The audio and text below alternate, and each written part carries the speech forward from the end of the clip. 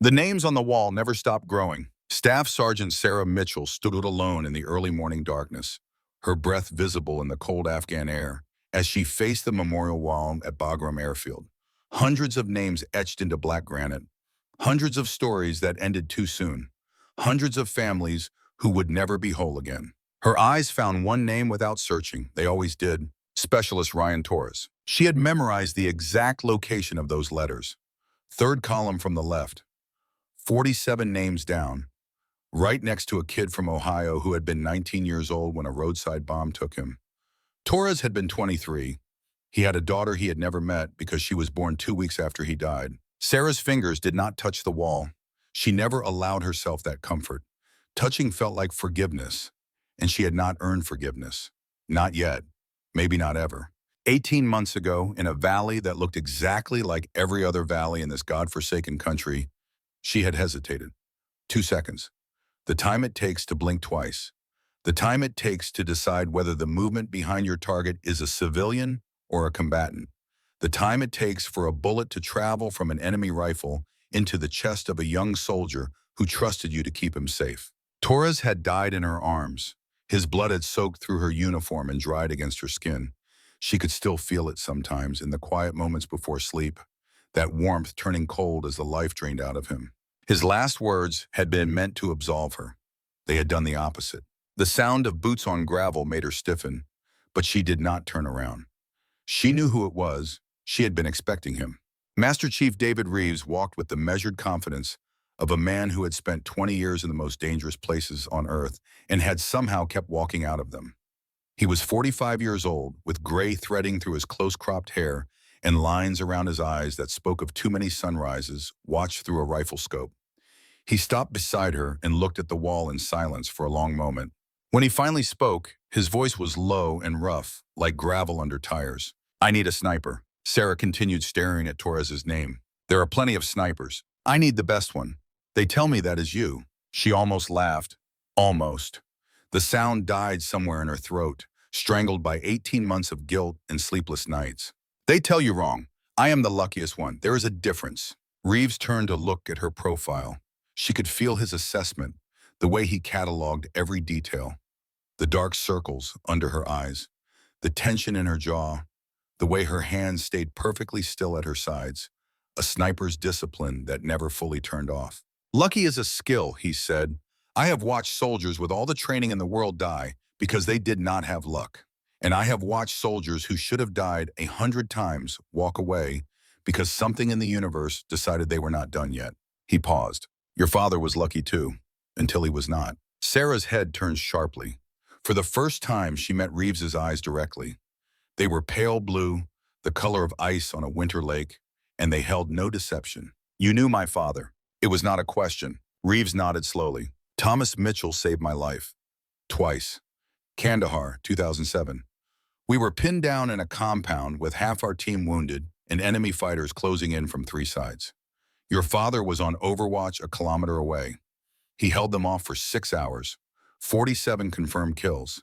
He did not miss once, and he did not stop shooting until every single one of us was on the extraction helicopter." Sarah felt something shift in her chest, a door she had kept locked for years cracking open just slightly. "He never told me about that." He would not have.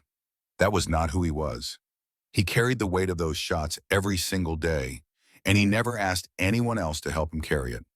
Reeves reached into his pocket and pulled out a worn photograph. He held it out to her, and after a moment of hesitation, she took it. The image showed 2 men in desert camouflage, arms around each other's shoulders, grinning at the camera with the exhausted relief of soldiers who had just survived something they should not have. One of them was a younger Reeves, leaner and with fewer lines on his face. The other was her father. Sarah had never seen him smile like that. In all her memories and all the photographs her mother kept in albums that gathered dust in the closet, Thomas Mitchell was always serious, always distant, always carrying something invisible that bent his shoulders and darkened his eyes. But in this picture, he looked happy.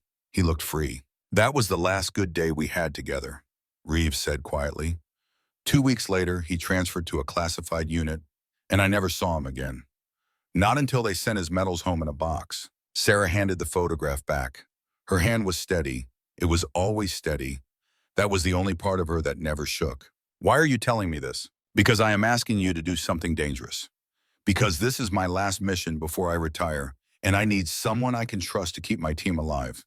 Because your father was the best sniper I ever knew, and everyone who has worked with you says you are even better. He put the photograph away and faced her fully. I am not going to lie to you. The intelligence on this operation is questionable. We might be walking into a trap. Some of my men might not come home. But the target is too important to ignore, and I would rather go in with the best Overwatch possible than go in with someone who has never been tested. Sarah looked back at the wall, at Torres's name, at all the names of soldiers who had trusted someone to watch over them and had died anyway. Who is the target? A man named Tahir Mansour. He calls himself the Architect. He has coordinated 47 attacks against coalition forces in the past 18 months. Over 200 casualties. IEDs, ambushes, suicide bombers. He finds the weak points in our operations and exploits them with surgical precision. Reeves's jaw tightened. He is also former Afghan National Army. We trained him, we armed him, we taught him everything he knows about warfare. And then our policies changed and we abandoned him, and now he uses everything we gave him to kill our soldiers. Sarah processed this information with the detached efficiency of someone who had stopped being surprised by the ironies of war. When do you leave? 72 hours. Helicopter insertion into a village near the Pakistan border. 8-man SEAL team plus you on Overwatch. In and out in 12 hours if everything goes right. And if it does not go right, then I need someone who can adapt. Someone who can think under pressure. Someone who will keep shooting until my boys are safe, or until she runs out of ammunition. He stepped closer and his voice dropped to something almost gentle. I am not asking you to forgive yourself for Torres. I am not asking you to move on or get over it or any of that psychological nonsense that people who have never held a dying friend try to tell you. I am asking you to take everything you feel about that day and use it. Channel it. Let it make you sharper instead of letting it break you. Sarah stood in silence for a long moment. The sun was beginning to rise behind the mountains, painting the sky in shades of orange and red that looked too beautiful for a place where so many people had died. She thought about her father, about the smile in that photograph, about all the things he had never told her and all the things she had never asked. She thought about Torres, about his daughter who would grow up without ever knowing her father's voice. She thought about the weight of a rifle in her hands and the way time seemed to slow down when she looked through a scope, the way the world narrowed to a single point, a single breath, a single heartbeat between life and death. I will need to see the mission briefing, she said finally, and I choose my own position. No one tells me where to set up.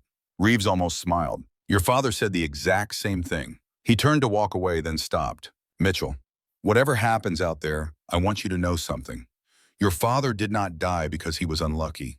He died because he tried to do the right thing in a system that does not reward that. Do not let them break you the way they broke him. Sarah watched him disappear into the growing light. Then she turned back to the wall and spoke to the names etched in stone. I will bring them home, all of them. It was a promise she had no right to make, but she made it anyway. The memory came to her that night, as it always did in the hours when sleep refused to come. Texas, 2006, 18 years ago, a different lifetime. She was 10 years old, and her father had taken her to the family ranch outside San Antonio for what he called her education. The sun was brutal overhead, the kind of heat that shimmered off the ground and made the distant mesquite trees look like they were dancing. Thomas Mitchell lay prone on a shooting mat, his body perfectly still despite the sweat soaking through his shirt. Beside him, young Sarah mimicked his position with the intense concentration of a child determined to impress her father. The rifle in front of her was a .22 caliber, small enough for her hands but real enough to demand respect.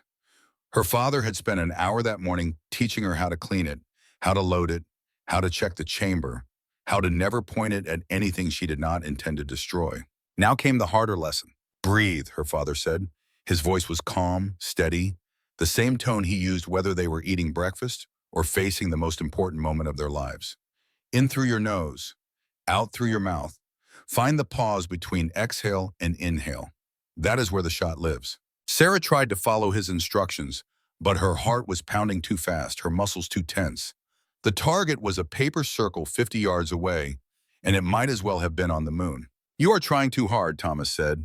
He did not sound disappointed, just observant. You are fighting the rifle instead of working with it. The gun wants to hit the target. Your job is to get out of its way. How do I do that? Her father was quiet for a moment, considering the question with the seriousness he gave to everything. Do you remember last summer when we went fishing at the lake? Yes. Do you remember how you caught that big bass? The one that was almost too heavy for you to reel in? Yes. What were you thinking about right before it bit? Sarah frowned, trying to recall. Nothing. I was watching the dragonflies on the water. I was not even paying attention to the line. Thomas nodded. That is the secret. Not emptiness, not forcing your mind to go blank, just finding something true to focus on, something that matters. When you are ready to shoot, you need to find that same feeling. Not thinking about hitting the target, not worrying about missing, just being present in the moment, aware of everything and attached to nothing. Sarah absorbed this wisdom with the solemnity of a student receiving sacred knowledge. What do you think about, Dad, when you shoot? Her father's eyes grew distant, and for a moment he was not on a ranch in Texas, but somewhere far away, somewhere that smelled like dust and blood and burning metal. I think about the people I am protecting, he said finally. Not the target, not the mission, the soldiers who are counting on me to keep them safe.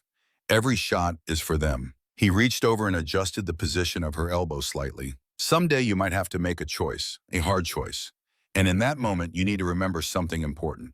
What? Every bullet carries the weight of a soul. The person you shoot at is somebody's son or daughter, somebody's brother or sister. They have people who love them, people who are waiting for them to come home. When you pull that trigger, you take on the responsibility for ending all of that. His voice hardened slightly. That does not mean you hesitate when the moment comes. It means you make sure the shot is necessary. It means you never fire in anger or hatred.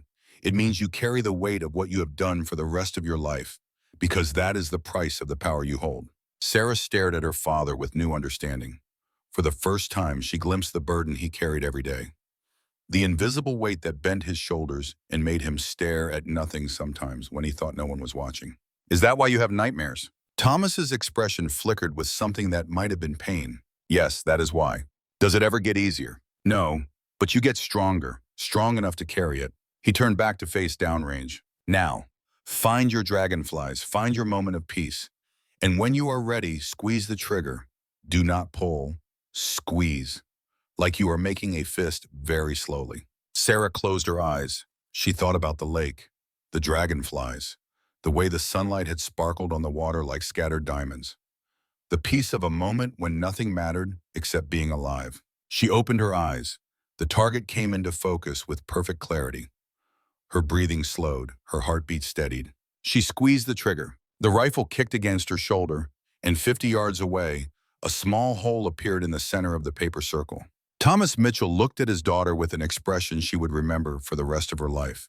Pride, yes, but also something else. Something that looked almost like grief.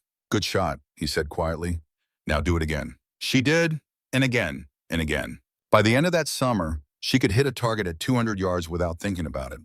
By the end of high school, she had won 3 state championships in competitive shooting. By the time she enlisted in the Army at 18, she had already spent more hours behind a rifle than most soldiers accumulated in their entire careers. But the lesson she remembered most was not about technique. It was about weight, about responsibility, about the souls that traveled with every bullet. Her father had given her a gift that day, and a curse. She had not understood it then. She understood it now. The next memory was harder. 2 years after that summer, her father received orders for a new deployment. He had been in and out of war zones for most of Sarah's life, but this time felt different. He was quieter than usual, more distant. He spent long hours in his study with the door closed, and when he emerged, his eyes had the hollow look of a man who had seen something he could not unsee. The night before he left, he came to Sarah's room. She was 12 years old enough to understand that her father might not come back, young enough to still believe that he would. He sat on the edge of her bed and looked at her for a long moment without speaking. Then he reached into his pocket and pulled out a small velvet box. Inside was a single rifle cartridge. Not a bullet that could be fired, but a casing that had been polished until it gleamed like gold. Engraved on the side were 3 words. One shot matters. This was my first round, Thomas said. The first shot I ever took in combat. I saved it because I wanted to remember what it felt like. The fear, the responsibility, the weight. He pressed the cartridge into her palm. I want you to have it. Not because I think you will follow in my footsteps. That choice is yours to make. But because I want you to understand something about who I am and why I do what I do. Sarah clutched the cartridge tightly. Why do you do it, Dad? You could retire, you could stay home. Why do you keep going back? Thomas looked out the window at the Texas night, at the stars that blazed overhead in the clear dark sky. Because someone has to. Because there are young soldiers over there who need someone watching over them. Because if I do not go, they send someone else. And maybe that someone else is not as good. Maybe that someone else misses the shot that I would have made. Maybe soldiers die because I was too selfish to do my duty. He turned back to his daughter. I am not a hero, Sarah. I am just a man who is good at one thing. And when you are good at something that saves lives, you have an obligation to use it. Even when it costs you, even when it breaks you, even when you want nothing more than to put down the rifle and never pick it up again. Sarah felt tears burning in her eyes but refused to let them fall. Mitchell women did not cry. That was what her mother always said, even though Sarah had heard her mother crying alone in her bedroom on nights when her father was overseas. Will you come back? Thomas leaned forward and kissed her forehead. I will do everything in my power to come back to you. But if I do not, I need you to know that everything I did was for you and your mother. Every shot, every sleepless night, every nightmare. It was all so that you could grow up safe, so that you could have the choice I never had. He stood up and walked to the door. Remember what I taught you, Sarah, about the weight of bullets, about protecting the people who matter. And if you ever have to make a choice between the mission and your fellow soldiers, you choose the soldiers. Always. Missions can fail and be tried again. People cannot be replaced. He paused with his hand on the doorframe. I love you, kiddo, more than you will ever know. Then he was gone. 6 months later, 2 officers in dress uniforms knocked on their front door. Sarah watched from the top of the stairs as her mother collapsed against the doorframe. She did not need to hear the words. She already knew. Command Sergeant Major Thomas Mitchell, killed in action, Kunar Province, Afghanistan. No body recovered. The details were classified. The truth was buried. All they received was a folded flag, a box of medals, and a letter expressing the gratitude of a nation that would forget his name within a week. Sarah did not cry at the funeral. She did not cry when they lowered the empty casket into the ground. She did not cry when her mother fell apart in the months that followed, drowning her grief in wine bottles and sleeping pills. Instead, she went to the shooting range. She fired round after round until her shoulder was bruised and her fingers were blistered and her mind was finally, mercifully empty. Then she went home and began filling out her enlistment papers. If the world needed people willing to carry the weight of bullets, then she would be one of them. She would finish what her father started. She would protect the soldiers he could no longer protect. And maybe someday she would understand why he had chosen war over his family again and again until it finally killed him. The Army Sniper School at Fort Moore, Georgia had a 70% failure rate. Of the 40 candidates who began the course with Sarah, only 12 would graduate. 7 weeks of brutal training designed to break down everything soldiers thought they knew about shooting and rebuild them from the ground up. Sarah had arrived expecting her years of experience to give her an advantage. She learned quickly that experience meant nothing here. The instructors cared about one thing. Could she perform under pressure that would make most people collapse? She failed her first stalking exercise, and her second. On her third attempt, she lay motionless for 4 hours in agony and finally reached her objective without being seen. She was not the best shooter in her class, not the strongest or the fastest, but she was the most consistent. When pressure mounted and others crumbled, Sarah performed. When everything went wrong, she adapted. By the end of week 7, 12 candidates remained. Sarah was one of 4 women who had started the course. She was the only one still standing. As she received her certificate, the lead instructor held her gaze. You have your father's eyes, he said quietly. I served with him in Fallujah. He was the best I ever saw. Be better than him, not just at shooting, at surviving. He burned too bright. Do not let this job consume you the way it consumed him. She carried those words with her through every mission that followed. Iraq, 2019. Her first deployment as a qualified sniper. The convoy was supposed to be routine. 12 vehicles carrying supplies from one forward operating base to another. 100 kilometers of road that had been traveled thousands of times before. Nothing special, nothing dangerous. Sarah was positioned on a ridge overlooking a valley that the convoy would pass through. Her job was simple. Watch for threats and report them. If necessary, engage hostile targets. Protect the soldiers below. For 8 hours, nothing happened. The convoy approached, passed beneath her position, and continued into the distance. She watched through her scope as the vehicles disappeared around a curve in the road. Mission complete, easy day. Except the mission was not complete. Her radio crackled with panicked voices. Ambush, IED, vehicles burning, soldiers screaming for help. 2 kilometers away, just beyond the curve where she had lost sight of them, the convoy had driven into a kill zone. Enemy fighters had been waiting, patient, invisible. They had let Sarah see nothing because there had been nothing to see, not until the trap was sprung. She moved. 18 months of training took over. She broke down her rifle, packed her gear, and sprinted across terrain that should have taken 30 minutes to cover in less than 10. Her lungs burned, her legs screamed, none of it mattered. When she reached a position overlooking the ambush, the situation was chaos. 4 vehicles destroyed, others pinned down behind cover, enemy fighters moving in from multiple positions, methodical, professional, closing the trap. Sarah did not think, she did not plan, she simply became what she had been trained to become. The first shot dropped a machine gunner who was about to execute a wounded driver. The second shot took out a fighter with an RPG. The third, fourth, fifth, sixth continued in rhythm, a heartbeat of death that swept across the battlefield. The enemy did not know where she was. They could not see her, could not hear her over the chaos of the firefight. One by one they fell, and the survivors began to panic, shooting wildly at shadows that were not there. 8 hours later, when the medevac helicopters finally arrived and the last enemy fighter had fled or died, the convoy commander found Sarah still in her position. She had not moved. She had not eaten. She had not even blinked when friendly forces approached. 12 confirmed kills, 0 friendly casualties after initial IED. The commander looked at her with an expression she could not read. "What do we call you?" he asked. "For the after-action report." Sarah thought about it. "Ghost," she said. "Call me Ghost." The name stuck. Within weeks, every unit in the region knew that the safest missions were the ones with Ghost on Overwatch. When she was watching, enemies simply disappeared. They learned not to attack.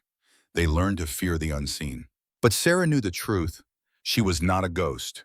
She was just a woman with a rifle and too much pain to process. Every shot was a prayer. Every kill was a bargain with a God she no longer believed in. "Keep them safe. Let me carry the weight. Do not let me fail them the way I failed you, Dad." The weight grew heavier with every trigger pull, but her shoulders were strong enough to carry it. For now. Then came Torres, Helmand Province, 18 months before Reeves found her at the memorial wall. The mission was supposed to be surgical.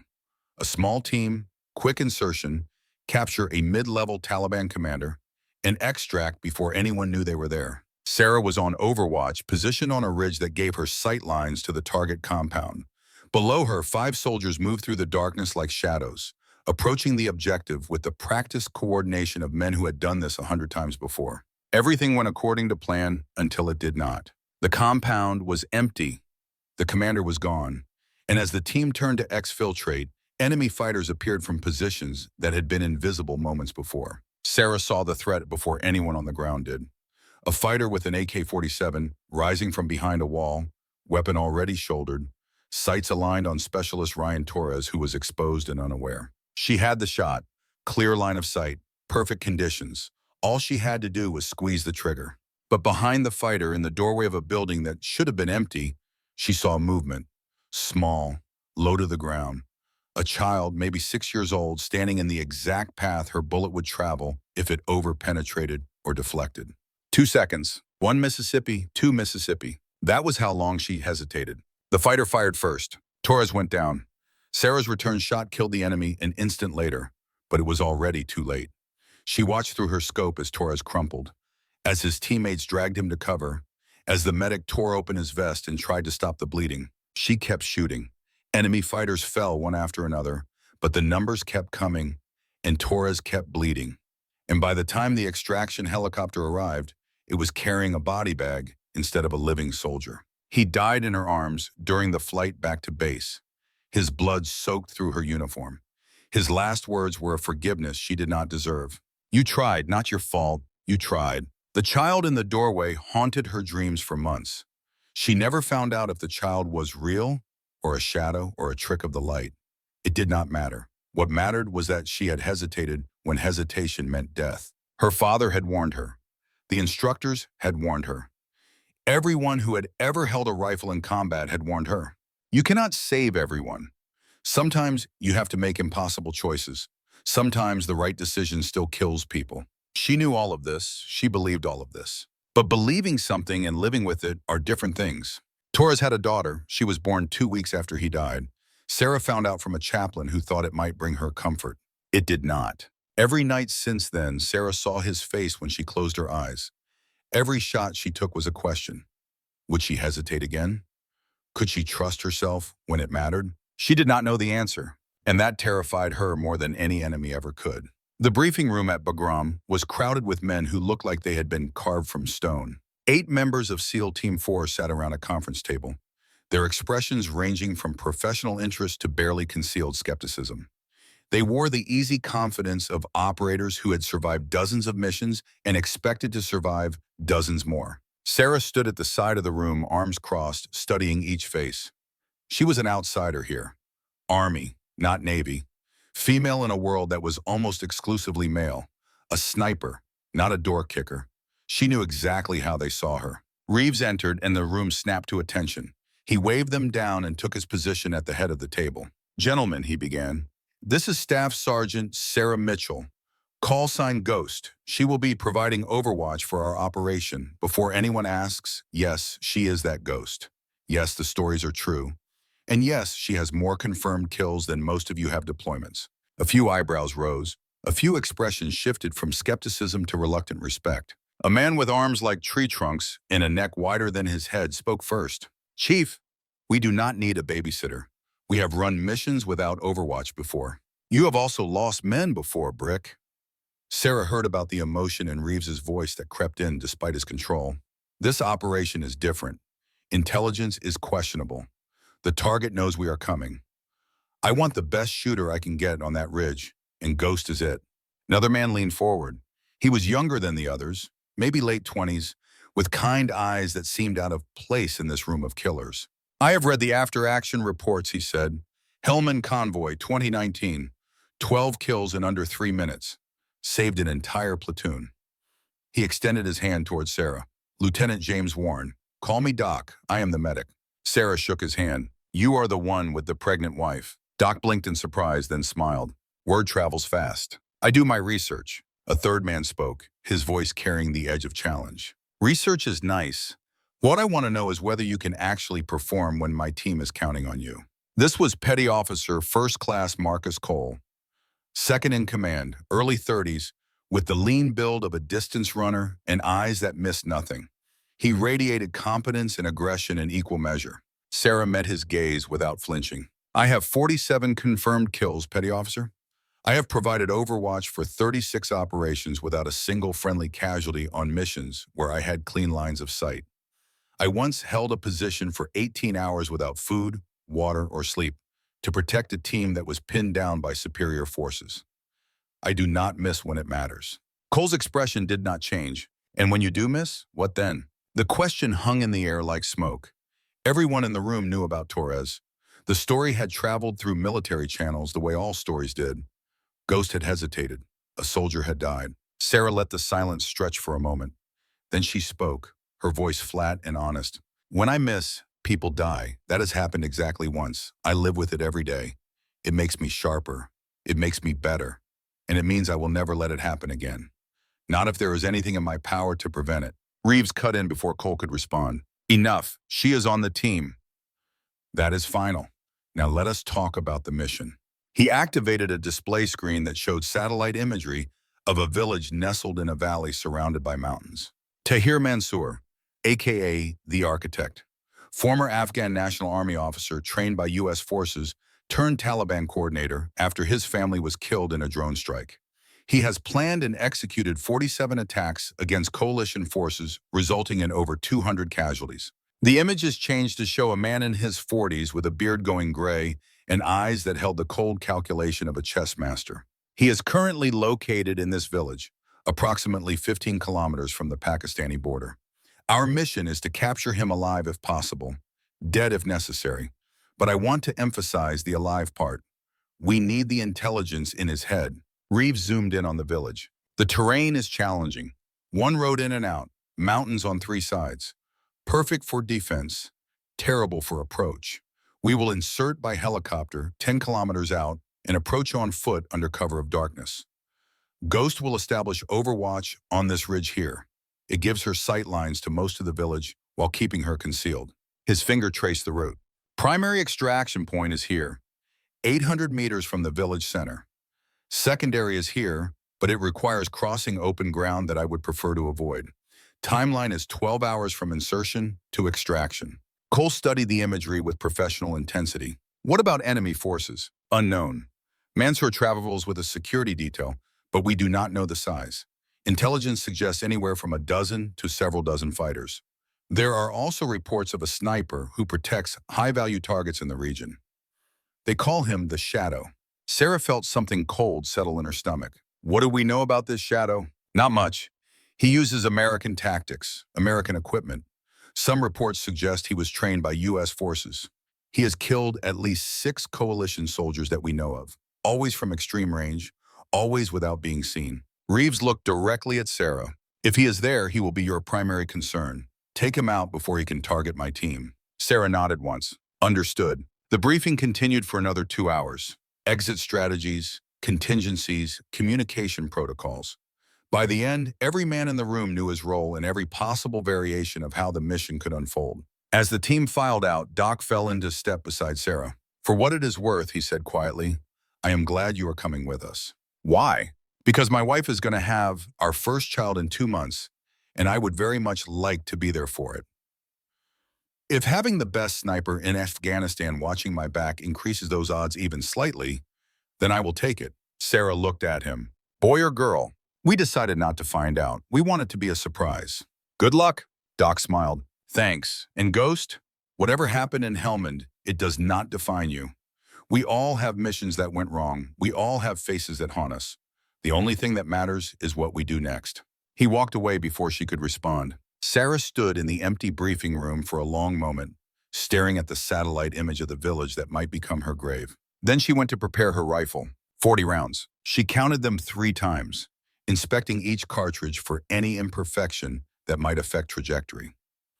These were not standard issue. She had prepared them herself, measuring powder charges, selecting brass casings, seating bullets with micrometer precision. Each round represented a potential life taken. Each round carried the weight her father had told her about on that hot Texas afternoon so many years ago. Tomorrow, she would find out how many of them she needed to use. The rifle itself was an M2010 enhanced sniper rifle, but it was not hers. It had been her father's. After his death, it had been returned to the family along with his other personal effects. Sarah had spent months convincing the Army to let her use it in the field. They had eventually agreed more because of her record than any respect for sentiment. She ran a cloth along the barrel, checking for any debris that might affect accuracy. The weapon was already immaculate. It was always immaculate. This ritual was not about maintenance, it was about preparation, about becoming the person who could do what needed to be done. The door opened behind her. She did not turn. Could not sleep either, Reeves said. Never can. Not before a mission. He walked over and sat on the footlocker beside her. I wanted to tell you something about your father. Sarah's hands stilled on the rifle. You already told me about Kandahar. This is different. This is about how he died.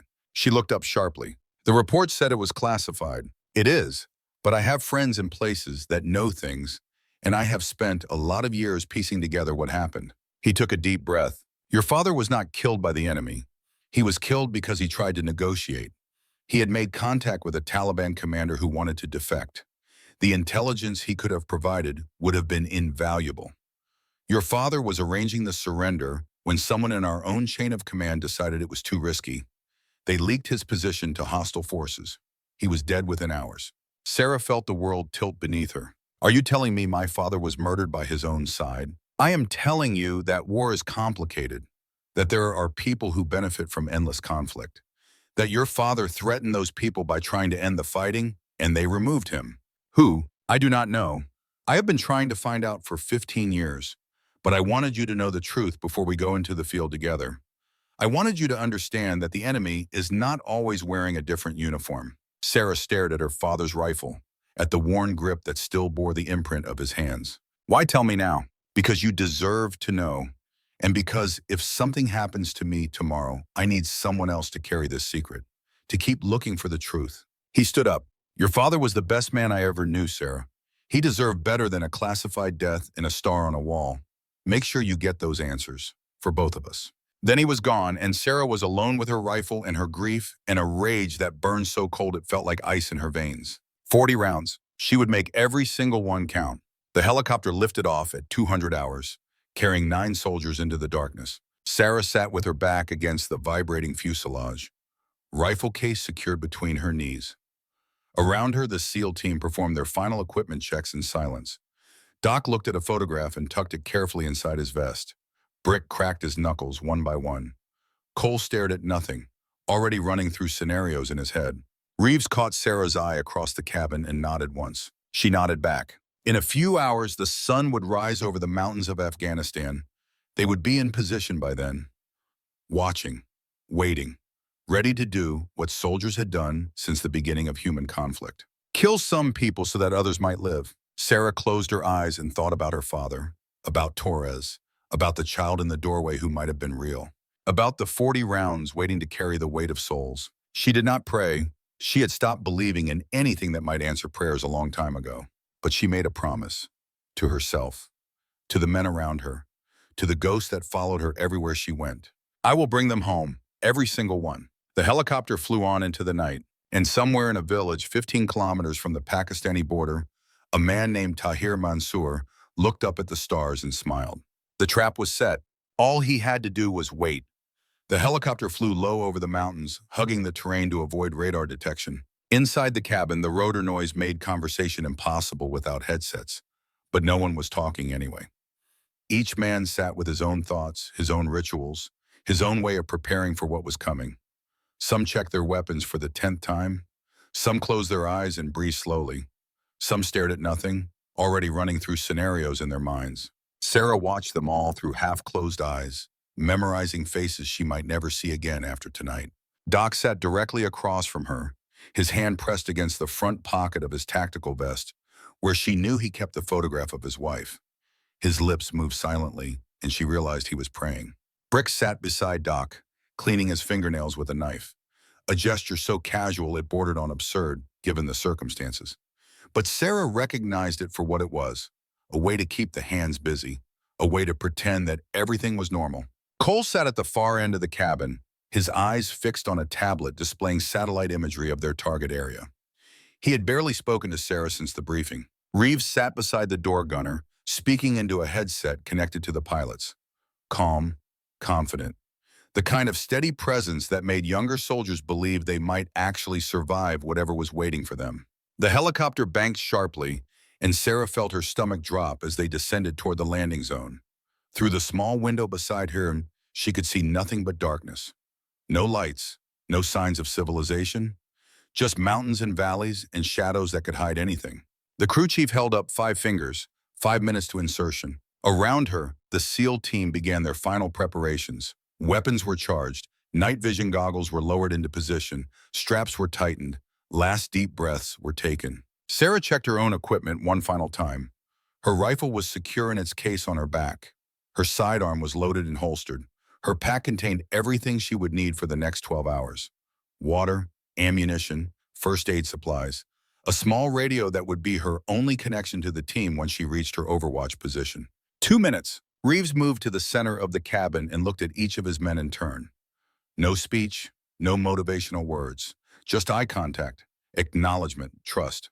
When his gaze reached Sarah, he held it for a moment longer than the others. Then he nodded once, and she nodded back. Whatever happened tonight, they understood each other. 1 minute, the helicopter flared and touched down with a gentle bump that spoke to the pilot's skill. The door slid open, and cold mountain air rushed into the cabin, carrying the smell of dust and rock and something else. Something that smelled like danger. The team moved. 8 operators flowed out of the helicopter and into the darkness with the fluid precision of men who had done this 1,000 times before. Within seconds, they had established a perimeter around the landing zone, weapons up, scanning for threats. Sarah was the last one out. She paused at the door for just a moment, looking back at the helicopter that represented their only way home. Then she jumped down and moved to join the others. The helicopter lifted off immediately, disappearing into the night sky with a fading thrum of rotors. Silence rushed in to fill the void, the kind of absolute silence that only exists in places where human beings are not meant to be. Reeves gave a hand signal, and the team began to move. 10 kilometers to the target, 6 hours until dawn, every step taking them deeper into territory controlled by men who wanted them dead. Sarah fell into position at the rear of the formation, her eyes constantly scanning the ridge lines above them for any sign of movement. Her night vision painted the world in shades of green, transforming the familiar into something alien and strange. The terrain was brutal, rocky slopes that threatened to twist ankles with every step, loose scree that clattered and shifted underfoot, narrow paths that wound between boulders where an ambush could come from any direction. They moved in silence, communicating only through hand signals. Stop, move, danger left, all clear. After 2 hours, Reeves called a halt. The team took a knee, drinking water and checking equipment while maintaining security. Doc moved closer to Sarah and spoke in a whisper. How are you holding up? Fine, you. He shrugged, trying not to think about what happens if I don't make it home. You will make it home. You cannot promise that. No, but I can promise that I will do everything in my power to make it happen. Doc reached into his pocket and pulled out the photograph. Even in the green glow of night vision, Sarah could see the image.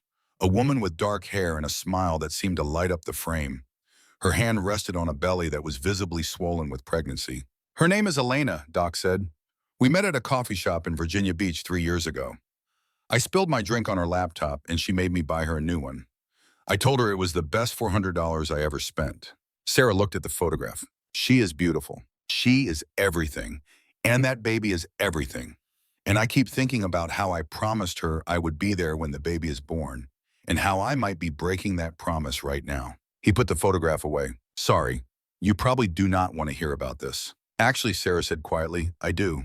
It reminds me why we are here. Doc looked at her with surprise. I thought we were here to capture a terrorist. We are. But we are also here so that soldiers like you can go home to wives like her.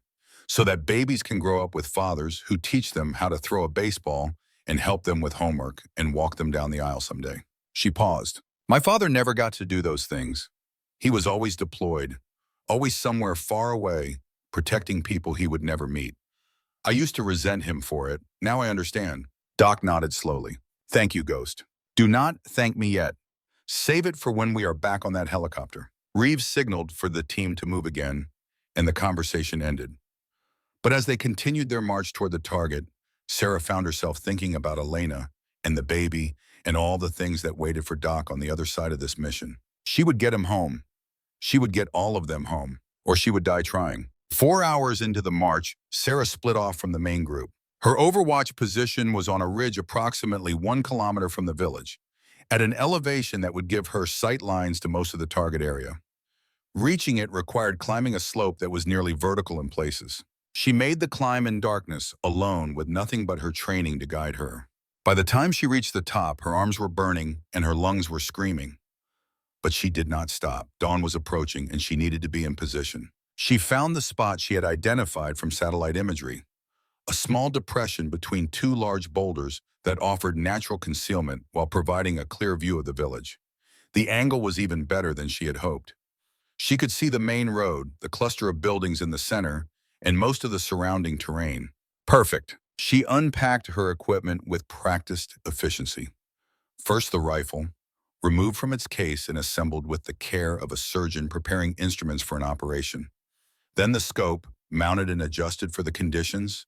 Then the bipod, extended and positioned for stability. She spread a camouflage net over her position, arranging it to break up her outline against the rocks. Added some local vegetation to complete the effect. Checked her angles of fire and identified the areas where she would not be able to engage targets due to terrain or distance. Then she settled into her shooting position and began to wait. Waiting was the hardest part of being a sniper. Learning to lie motionless for hours, ignoring the pain and the insects, that required something deeper than skill. It required a willingness to transcend the limitations of the human body through sheer force of will. She lay in her position and watched the village come to life as dawn broke over the mountains. Through her scope, Sarah could see individual faces, a young mother nursing an infant, an old man with a white beard sitting in the sun, a group of boys kicking a ball through the dusty streets. These were the people they had come to save, innocent civilians caught between coalition forces and the Taliban. They did not know that soldiers were watching them right now. They did not know that before the day was over, their village might become a battlefield. She pushed the thoughts aside and focused on her job. Where are the young men? It was the first thing she noticed. Women, children, old men, but almost no males of fighting age.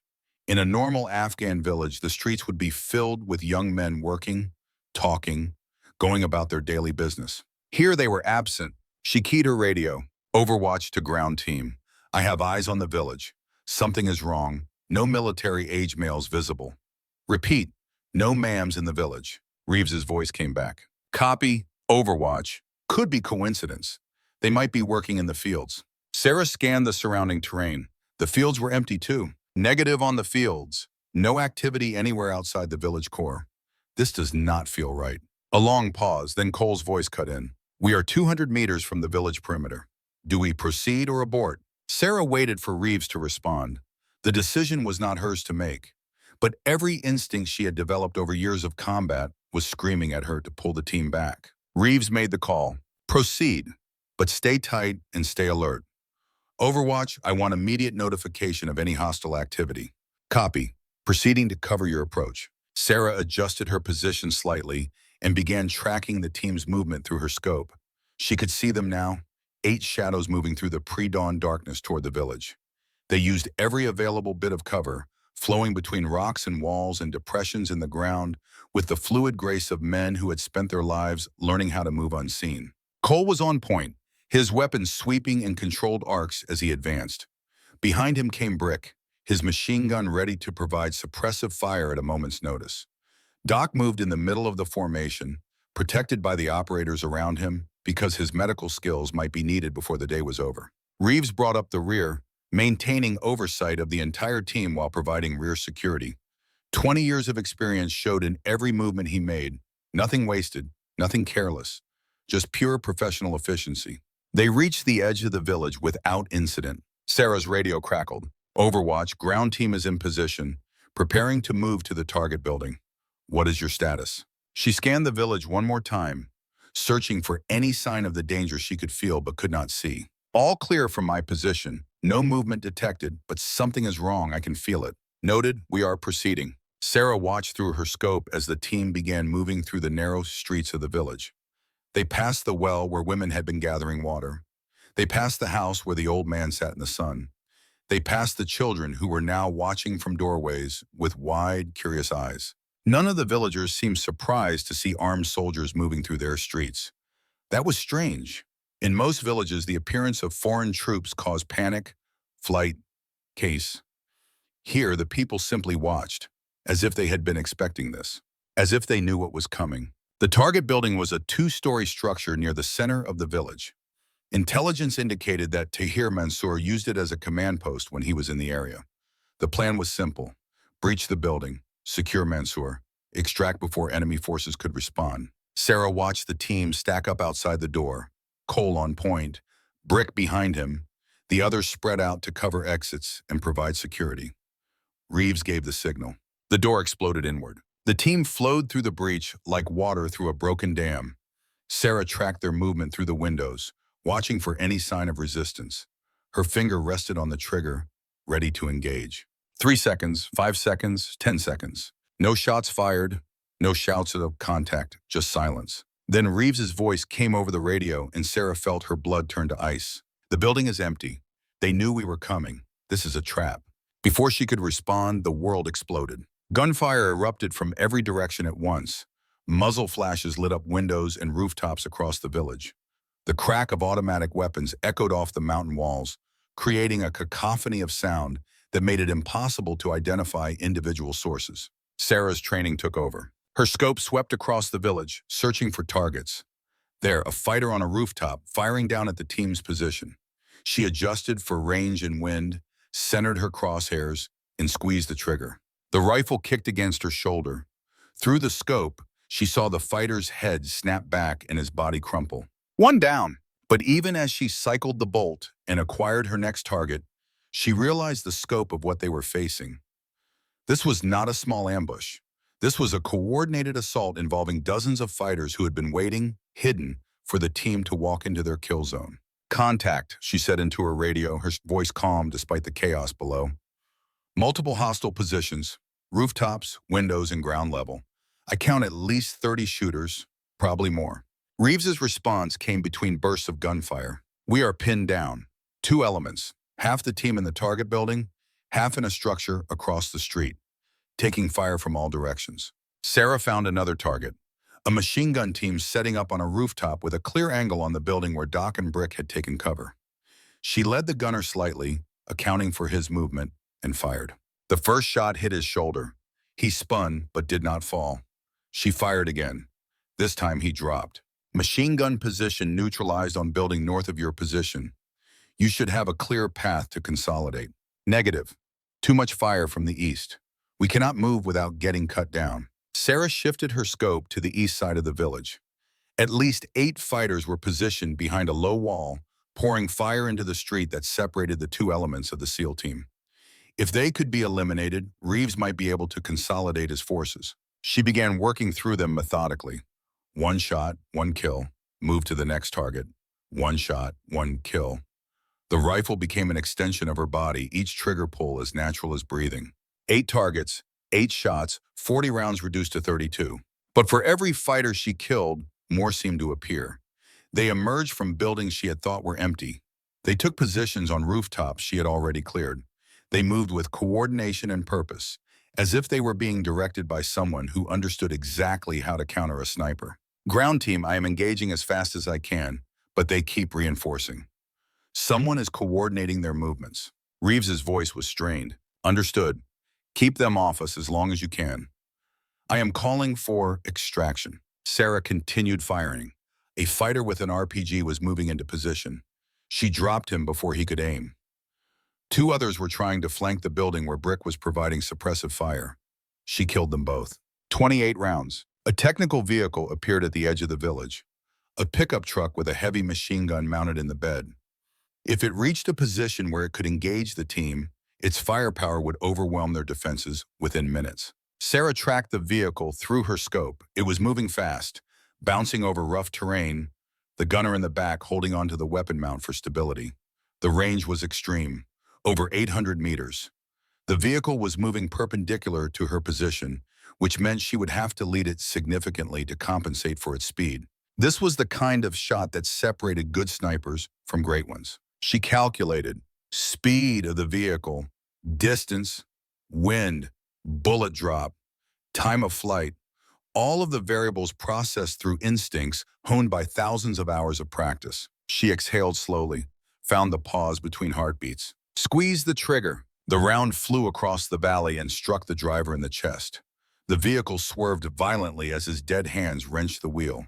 It hit a boulder, flipped, and rolled 3 times before coming to rest upside down. The gunner was thrown clear and did not move. Reeves's voice carried a note of amazement even through the static of combat. "Ghost, that was an incredible shot. Stay focused. More vehicles approaching from the north." She could see them now. 2 more technicals and a larger truck that might be carrying reinforcements.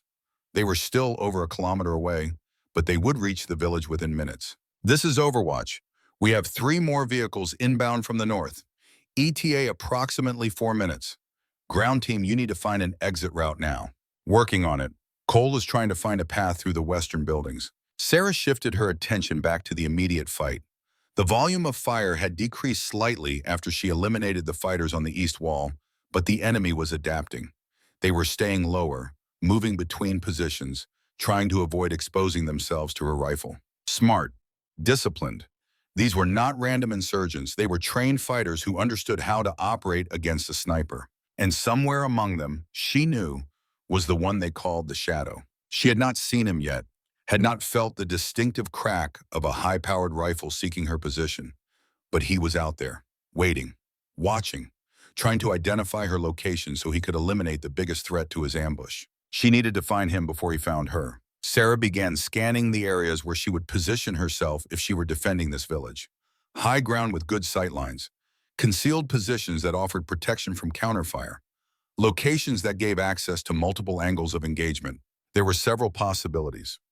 A minaret on the mosque at the edge of the village, a water tower near the main road, a hillside position similar to her own on the opposite side of the valley. She studied each one carefully, looking for any sign of human presence, a shadow that did not match the terrain, movement that was too regular to be natural, the glint of glass or metal that might indicate a scope or rifle barrel. Nothing. The shadow was good, very good. He had hidden himself in a way that defeated even her trained eye, which meant she would have to draw him out.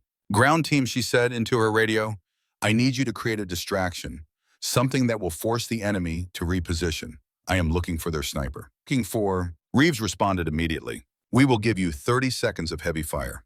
Starting now." Below her, the SEAL team opened up with everything they had. Machine gun fire from Brick's position raked across the enemy positions. Cole and his element threw smoke grenades that obscured the street between them. Reeves and the others added their rifles to the cacophony. Sarah watched the chaos through her scope, her attention focused not on the obvious targets, but on the edges of the battlefield. Somewhere the shadow would be adjusting his position to deal with this new development. Somewhere he would reveal himself. There, a flicker of movement on the hillside opposite her position. A shape that had not been there before, rising slightly to get a better angle on the smoke-filled street below. Sarah did not have a clear shot. The shadow was too well concealed, his body hidden behind rocks that absorbed her view. But she had confirmed his existence and his approximate location. That was enough for now. "Ground team, hostile sniper confirmed on the eastern ridge, approximately 800 meters from your position. I do not have a shot, but I can keep him suppressed. Recommend you use the smoke to consolidate." "Copy. Moving now." Sarah fired 3 rounds at the shadow's position. Not expecting to hit him, just letting him know that she knew where he was, just forcing him to keep his head down while her team moved. The response came immediately. A crack of supersonic passage, and rock exploded less than a meter from her position. Fragments peppered her face and arms, stinging but not penetrating. The shadow had found her too. Now it was a duel, 2 snipers on opposite ridges, each trying to kill the other, while their respective forces fought in the valley below. The most dangerous game that existed in modern warfare. Sarah felt something she had not felt in a long time. Not fear, something closer to respect. Whoever the shadow was, he was skilled enough to identify her position from over a kilometer away and put a round close enough to wound her within seconds of her revealing herself. This was not going to be easy. She shifted her position slightly, moving behind a larger boulder that offered better protection. Another round cracked past, closer this time. The shadow was walking his fire toward her, using each shot to refine his aim. She needed to move. Staying in one position against a sniper of this caliber was suicide. But moving meant taking her eyes off the team, leaving them without overwatch during the most critical phase of the fight. The reinforcement vehicles were getting closer. She could hear their engines now, the growl of diesels straining up the mountain road. 3 minutes at most before they reached the village. "Ground team, I am relocating due to sniper fire. You will be without overwatch for approximately 90 seconds. Recommend you get to hard cover. Do what you need to do, Ghost. We will hold." Sarah grabbed her rifle and moved. She had identified an alternate position during her initial survey of the area. It was lower than her current spot and had narrower sight lines, but it offered better protection from the shadow's angle of fire. Reaching it required crossing 15 meters of open ground. She sprinted. A round cracked past her head, so close she felt the wind of its passage. Another struck the ground at her feet, kicking up a spray of rock and dust. The shadow was fast, incredibly fast. He was tracking her movement and adjusting his aim in real time. She dove behind the boulder that marked her new position and rolled into cover. Her heart was pounding, her breath came in ragged gasps, but she was alive, and she still had a rifle in her hands. 25 rounds remaining. She settled into her new position and found the SEAL team through her scope. They had used her relocation time well. Both elements were consolidating into a single building near the western edge of the village. Then she saw the threat. A fighter was moving into position on a rooftop directly above the building where Brick was providing covering fire. He carried an RPG launcher on his shoulder, already loaded, already aimed. In 3 seconds, maybe less, he would fire directly into the window where Brick was shooting from. Sarah swung her scope toward him. The crosshairs settled on his chest. A clean shot, 600 meters, no wind to speak of. She had made this shot 1,000 times. Her finger found the trigger, and then she saw the movement behind him. A small figure, low to the ground, moving in the doorway of the building directly behind her target. A child, maybe 5 or 6 years old, standing in the exact path her bullet would travel if it over-penetrated or deflected even slightly off the fighter's body. 2 seconds. The same 2 seconds that had cost Torres's life. The same hesitation. The same paralysis. The same impossible choice between certainty of one death and possibility of another. Her finger froze on the trigger. 1 second. The fighter adjusted his aim. His finger moved to the RPG's trigger mechanism. Sarah made her choice. She shifted her aim point. Instead of center mass, she targeted his shoulder. A wounding shot. A shot that might not kill but would definitely disrupt his aim. A shot that kept the child out of her bullet's path. She fired. The round struck the fighter's arm instead of his shoulder. He jerked. The RPG launched. But her shot had been too little, too late. The rocket was already in flight when the bullet hit him. It flew true, streaking across the gap between buildings and slamming into the wall just below Brick's position. The explosion was deafening even from her distance. Sarah watched in horror as the wall collapsed inward. Dust and debris erupted from the window. She could not see Brick, could not see if he was alive or dead. She killed the RPG gunner with her next shot, a clean headshot that dropped him instantly. But the damage was done. The child in the doorway had disappeared. Sarah would never know if the child was real, or a trick of the light, or her own guilt manifesting in the worst possible moment. It did not matter. What mattered was that she had hesitated and someone had paid the price. Just like Torres, her radio crackled with Cole's voice, strained and angry. "Ghost, where the hell was the cover fire?" "Brick just took shrapnel from an RPG. His arm is shredded." Sarah felt the words like a physical blow. "I had the shot. There was a civilian in the line of fire. I tried to adjust, but I was too slow." A pause, then Cole's voice colder than before. "Brick is alive. Doc is working on him. But his arm is bad. He might lose it." The guilt crashed over Sarah like a wave. 18 months ago, she had hesitated and Torres had died. Now she had hesitated again and Brick was maimed. Was she cursed? Was there something broken inside her that would always choose wrong in the critical moment? Was she even capable of doing this job anymore? She forced the thoughts down, buried them beneath the cold efficiency that had kept her alive through dozens of missions. There would be time for guilt later, time for self-recrimination and nightmares and the slow poison of what if. Right now, her team needed her. "Overwatch is back in position. I have eyes on you. What is your full status?" Cole's voice came back. "4 of us wounded. Brick is the worst. Doc is patching him up, but he needs a hospital soon. We can still fight, but we need extraction now." "Extraction is inbound. ETA 12 minutes. 12 minutes might as well be 12 hours in a firefight. The reinforcement vehicles would arrive long before the helicopters. And the shadow was still out there, waiting for Sarah to make a mistake. She began engaging targets again, trying to reduce the pressure on the team. A fighter exposed himself while moving between positions. She dropped him. Another was trying to set up a mortar tube. She killed him before he could fire a single round. 21 rounds. The first reinforcement vehicle reached the edge of the village. Fighters began pouring out of the back, fresh troops eager to join the fight. Sarah counted at least 15 new combatants. The math was getting worse by the second. "Ground team, reinforcements have arrived. 15 plus additional fighters entering the village from the north." Reeves's response was grim. "Understood. We are going to have to fight our way out. Ghost, I need you to clear us a path to the west. There is a ravine about 300 meters from our position. If we can reach it, we can use it for cover during extraction." Sarah studied the route. It would require the team to cross open ground for at least 50 meters. Multiple enemy positions had angles on that ground, and the shadow would certainly try to engage them during the crossing. "I can suppress most of the positions, but I cannot guarantee the sniper. He is too well covered. Then I need you to keep him focused on you instead of us. Can you do that?" It was a death sentence, and they both knew it. Keeping the shadow engaged meant exposing herself to his fire, meant giving him opportunities to kill her, meant trusting that her skills were enough to survive a duel she was not certain she could win. But if she did not do it, her team would die. "Affirmative. On your command, I will engage the sniper. Get your people to that ravine. Copy. Moving in 60 seconds. Sarah took a deep breath, found her center, let the fear wash through her and out of her, leaving nothing but cold focus. 60 seconds to prepare for the most dangerous moment of her life. She thought about her father, about the lessons he had taught her on that hot Texas afternoon, about the weight of bullets and the responsibility of those who fired them. She thought about Torres, about the hesitation that had cost him his life, about the promise she had made to never hesitate again. She thought about Doc and his pregnant wife, about Brick with his wounded arm, about Cole and Reeves and all the others who were counting on her. Then she stopped thinking and started shooting. Her first round went toward the Shadow's position. Not a kill shot, a message. I am here. Focus on me. The response was immediate. A crack of return fire that struck the boulder inches from her head. Stone fragments flew.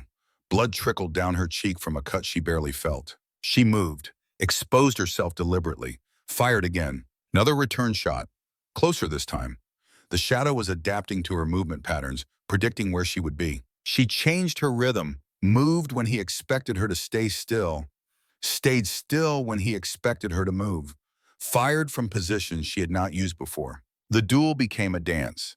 Two killers separated by hundreds of meters, each trying to outthink the other, each knowing that a single mistake meant death. Below them, the SEAL team began their run for the ravine. Sarah caught glimpses of them through her scope between exchanges with the Shadow. Reeves in front leading the way. Cole providing covering fire. Doc supporting Brick, whose wounded arm hung useless at his side. The others spread out, moving fast but controlled. 50 meters of open ground, an eternity under fire. Enemy fighters saw them moving and tried to engage. Sarah killed 2 of them before they could fire. Wounded a third. Yehem. The Shadow took a shot at Reeves and missed by inches because Sarah had forced him to rush his aim. 40 meters. Sarah fired. Moved. Fired again. Her shoulder was bruised from the rifle's recoil. Her eyes burned from the dust and smoke. Her ammunition counter in her head was ticked down with every trigger pull.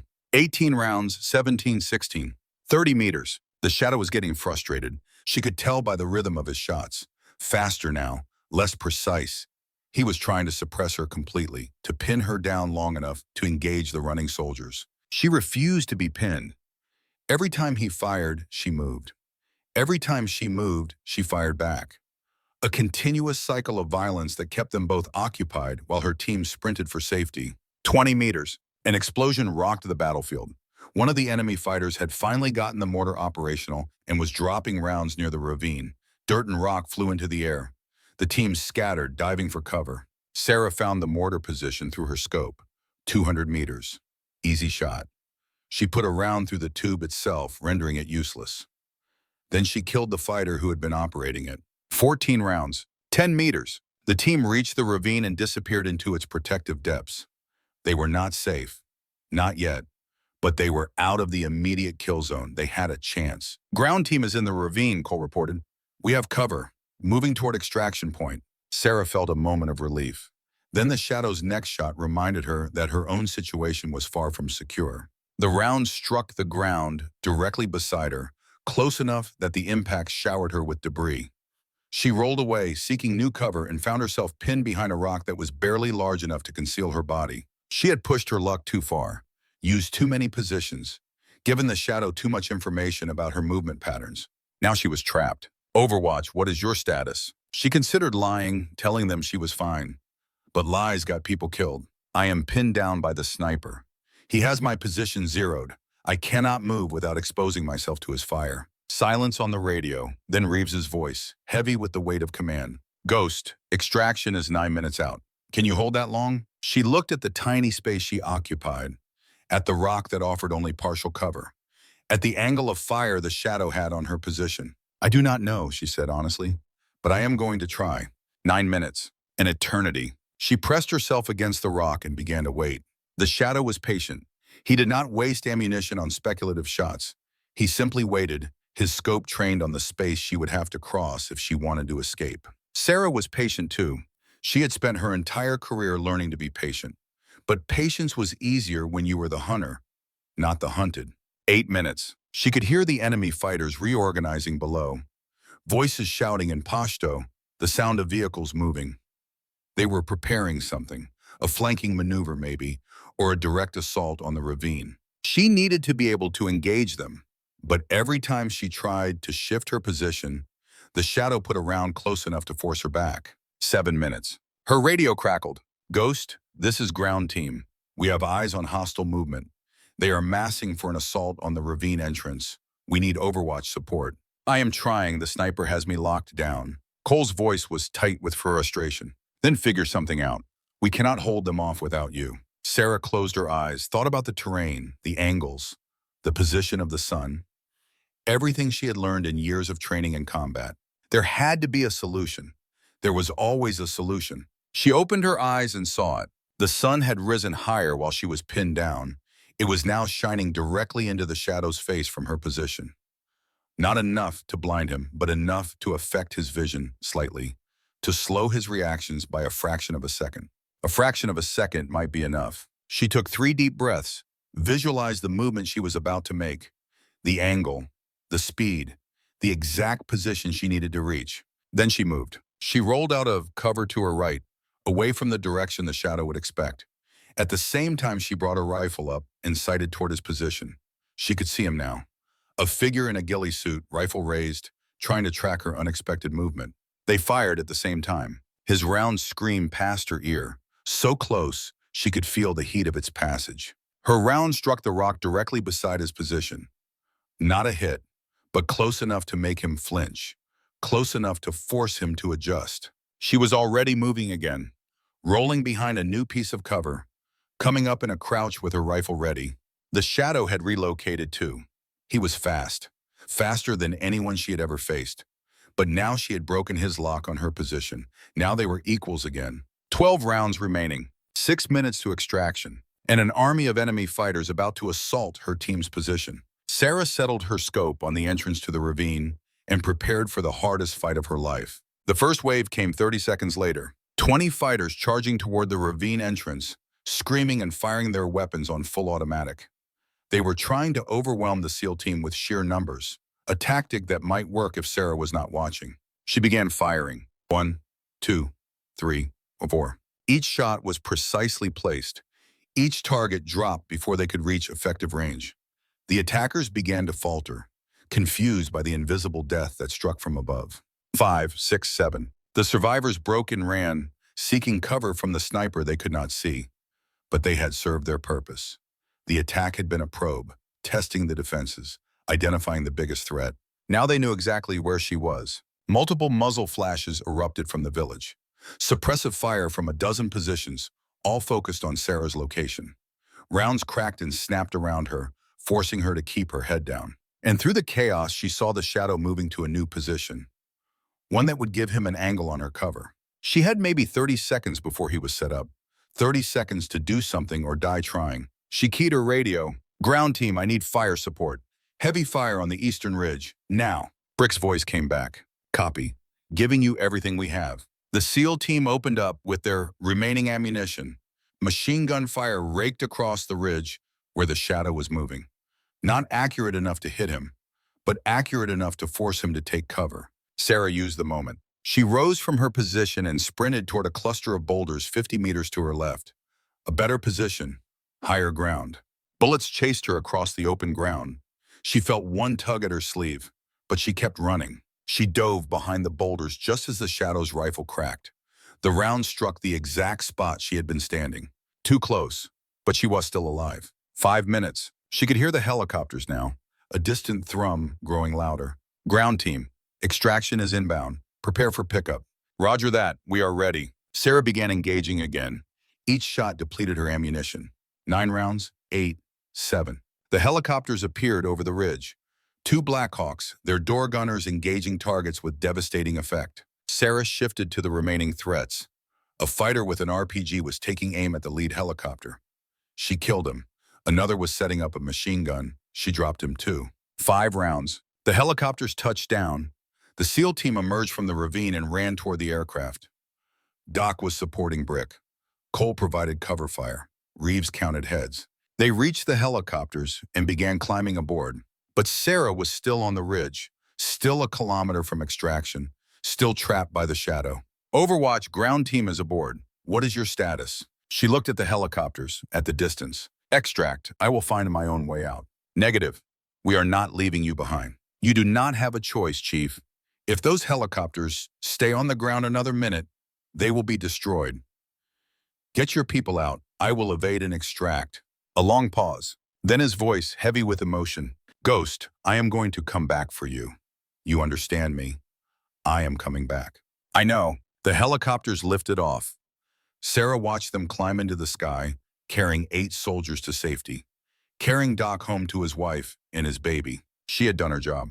Whatever happened next, she had done her job. The sound of rotors faded into the distance. Silence returned to the valley. Silence broken only by the wind and the distant shouts of enemy fighters who were beginning to realize that their prey had escaped. Sarah checked her rifle. 4 rounds remaining. She looked toward the eastern ridge, where the shadow was still waiting. Then she began to plan her survival. 4 rounds. Sarah lay motionless behind the boulder, her mind calculating survival odds that grew worse with every passing second. The helicopters were gone. Her team was safe, and she was alone on a ridge in hostile territory with a world-class sniper hunting her and an army of fighters searching the valley below. The sun climbed higher, burning away the morning shadows that had provided some concealment. Heat radiated from the rocks around her, turning her hiding spot into an oven that baked the moisture from her body. Her canteen was nearly empty, her muscles cramped from hours of holding the same position. Every instinct screamed at her to move, to run, to do something other than lie here waiting for death. But moving meant dying. The shadow had her position zeroed. Any attempt to relocate would expose her to his rifle, and at this range, he would not miss. Soon there would be nowhere to hide. Soon the shadow would find an angle that her cover could not protect against. Soon she would have to make a choice between dying where she lay or dying while trying to escape. Neither option appealed to her. She thought about the missions she had survived before this one, the ambushes and firefights and close calls that had earned her the call sign Ghost. She had always found a way out, always found some angle, some tactic, some unexpected move that turned impossible odds into survivable ones. But this was different. This enemy was different. The shadow was not some untrained insurgent with a rifle he barely knew how to aim. He was a professional, a killer who had been forged in the same fire that had forged her. And he was patient. God, he was patient. He had not fired a shot since pinning her down, had not wasted ammunition on speculative shots or attempted to rush his advantage. He simply waited, knowing that time was on his side, knowing that eventually she would have to move or die of thirst. She controlled her breathing and forced her racing thoughts to slow. Panic was the enemy now. Panic would make her careless. Panic would get her killed faster than any bullet. Think, she told herself. You have been in worse situations. You have always found a way out. But she could not remember a situation worse than this. Alone, outnumbered, outmaneuvered, with a sniper who had already proven he was her equal, waiting for her to make a single mistake. The radio on her vest crackled with static. Then Reeves's voice came through, distant and distorted by the growing range between them. Ghost, extraction helicopter is RTB for refuel. We are coming back for you. ETA 45 minutes. Can you hold that position? Sarah almost laughed. 45 minutes might as well be 45 years. She would be dead long before then if she stayed where she was. Negative on holding position, too exposed. I am going to relocate and evade. We'll contact when I have a secure location. A pause. Then Reeves again, his voice heavy with the weight of leaving a soldier behind. Understood. Stay alive, Ghost. That is an order. Copy that. She switched off the radio to conserve battery and began assessing her options. The ridge she occupied ran roughly north to south for about 2 kilometers before descending into a series of ravines that led away from the village. If she could reach those ravines, she might be able to evade pursuit and find a defensible position to wait for extraction. But reaching the ravines meant crossing open ground that the shadow could observe. It meant exposing herself to his rifle. It meant trusting that she could move faster than he could aim. The alternative was to go down, descend the western face of the ridge into the valley, and try to lose herself in the terrain. But the valley was crawling with enemy fighters who were almost certainly searching for her. Going down meant trading one kind of death for another. Neither option was good, but staying put was worse. She chose the ridge. Moving with agonizing slowness, she began to shift her position. Every movement was calculated to minimize her exposure. Every inch of progress brought new risks that had to be evaluated and accepted. The shadow would be watching. She knew this with absolute certainty. He had not killed her yet because she had not given him a clear shot, but he was patient. He would wait for her to make a mistake. She could not afford to make a mistake. It took her 15 minutes to move 30 meters. 15 minutes of controlled breathing and microscopic adjustments in constant awareness of every angle from which death might come. By the time she reached a cluster of rocks that offered better concealment, her muscles were screaming and sweat was soaking through her uniform. But she was still alive. She settled into her new position and raised her scope to scan the opposite ridge. The shadow had relocated too. She could not see him, but she could feel his presence like a cold spot in the air. He was out there, watching, waiting. A flash of movement caught her attention, not on the ridge, but in the valley below. Fighters were moving toward the base of her position, at least a dozen of them, spreading out to cover multiple approach routes. They were going to flush her out, drive her toward the shadow's rifle, like beaters driving game toward a hunter. Clever, ruthlessly clever. She had maybe 20 minutes before they reached positions from which they could engage her. 20 minutes to find a way out of an impossible situation. Her father's voice echoed in her memory. When the enemy has you trapped, do something unexpected. Break the pattern. Make them react to you instead of the other way around. She looked at the opposite ridge, at the shadow's last known position, at the terrain between them. An idea began to form. Insane, suicidal, but possibly the only option that might work. Instead of running away from the shadow, she would go toward him. The hunters would expect her to flee. The shadow would expect her to seek distance. Everyone in this fight assumed that a sniper's natural response to danger was to create space, to find a new position, to maintain the long-range advantage that was a sniper's greatest weapon. But Sarah had learned something in her years of combat that few snipers ever understood. Sometimes the safest place to be was so close to the enemy that he could not bring his greatest weapons to bear. The shadow's rifle was deadly at 1,000 meters. At 50 meters, it became a liability. Too long, too unwieldy, too slow to maneuver in close quarters. If she could close the distance, she might be able to neutralize his advantage, might be able to turn this into a different kind of fight. A kind of fight where her handgun and her close combat training could make a difference. It was crazy, but crazy was better than dead. She began to move. The descent from her ridge was treacherous. Loose rocks and steep angles that threatened to send her tumbling with every step. She moved as quickly as she dared, trading stealth for speed. The hunters below had not yet reached positions from which they could see her, and she needed to be in the valley before they did. Halfway down, a rock shifted under her foot. She grabbed for a handhold but found only air.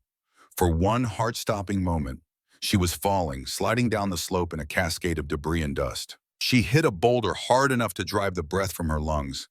Pain exploded through her ribs. But she was still moving, still sliding, still completely out of control.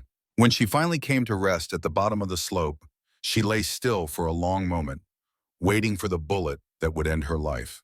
The noise of her fall had been tremendous. Every fighter in the valley must have heard it.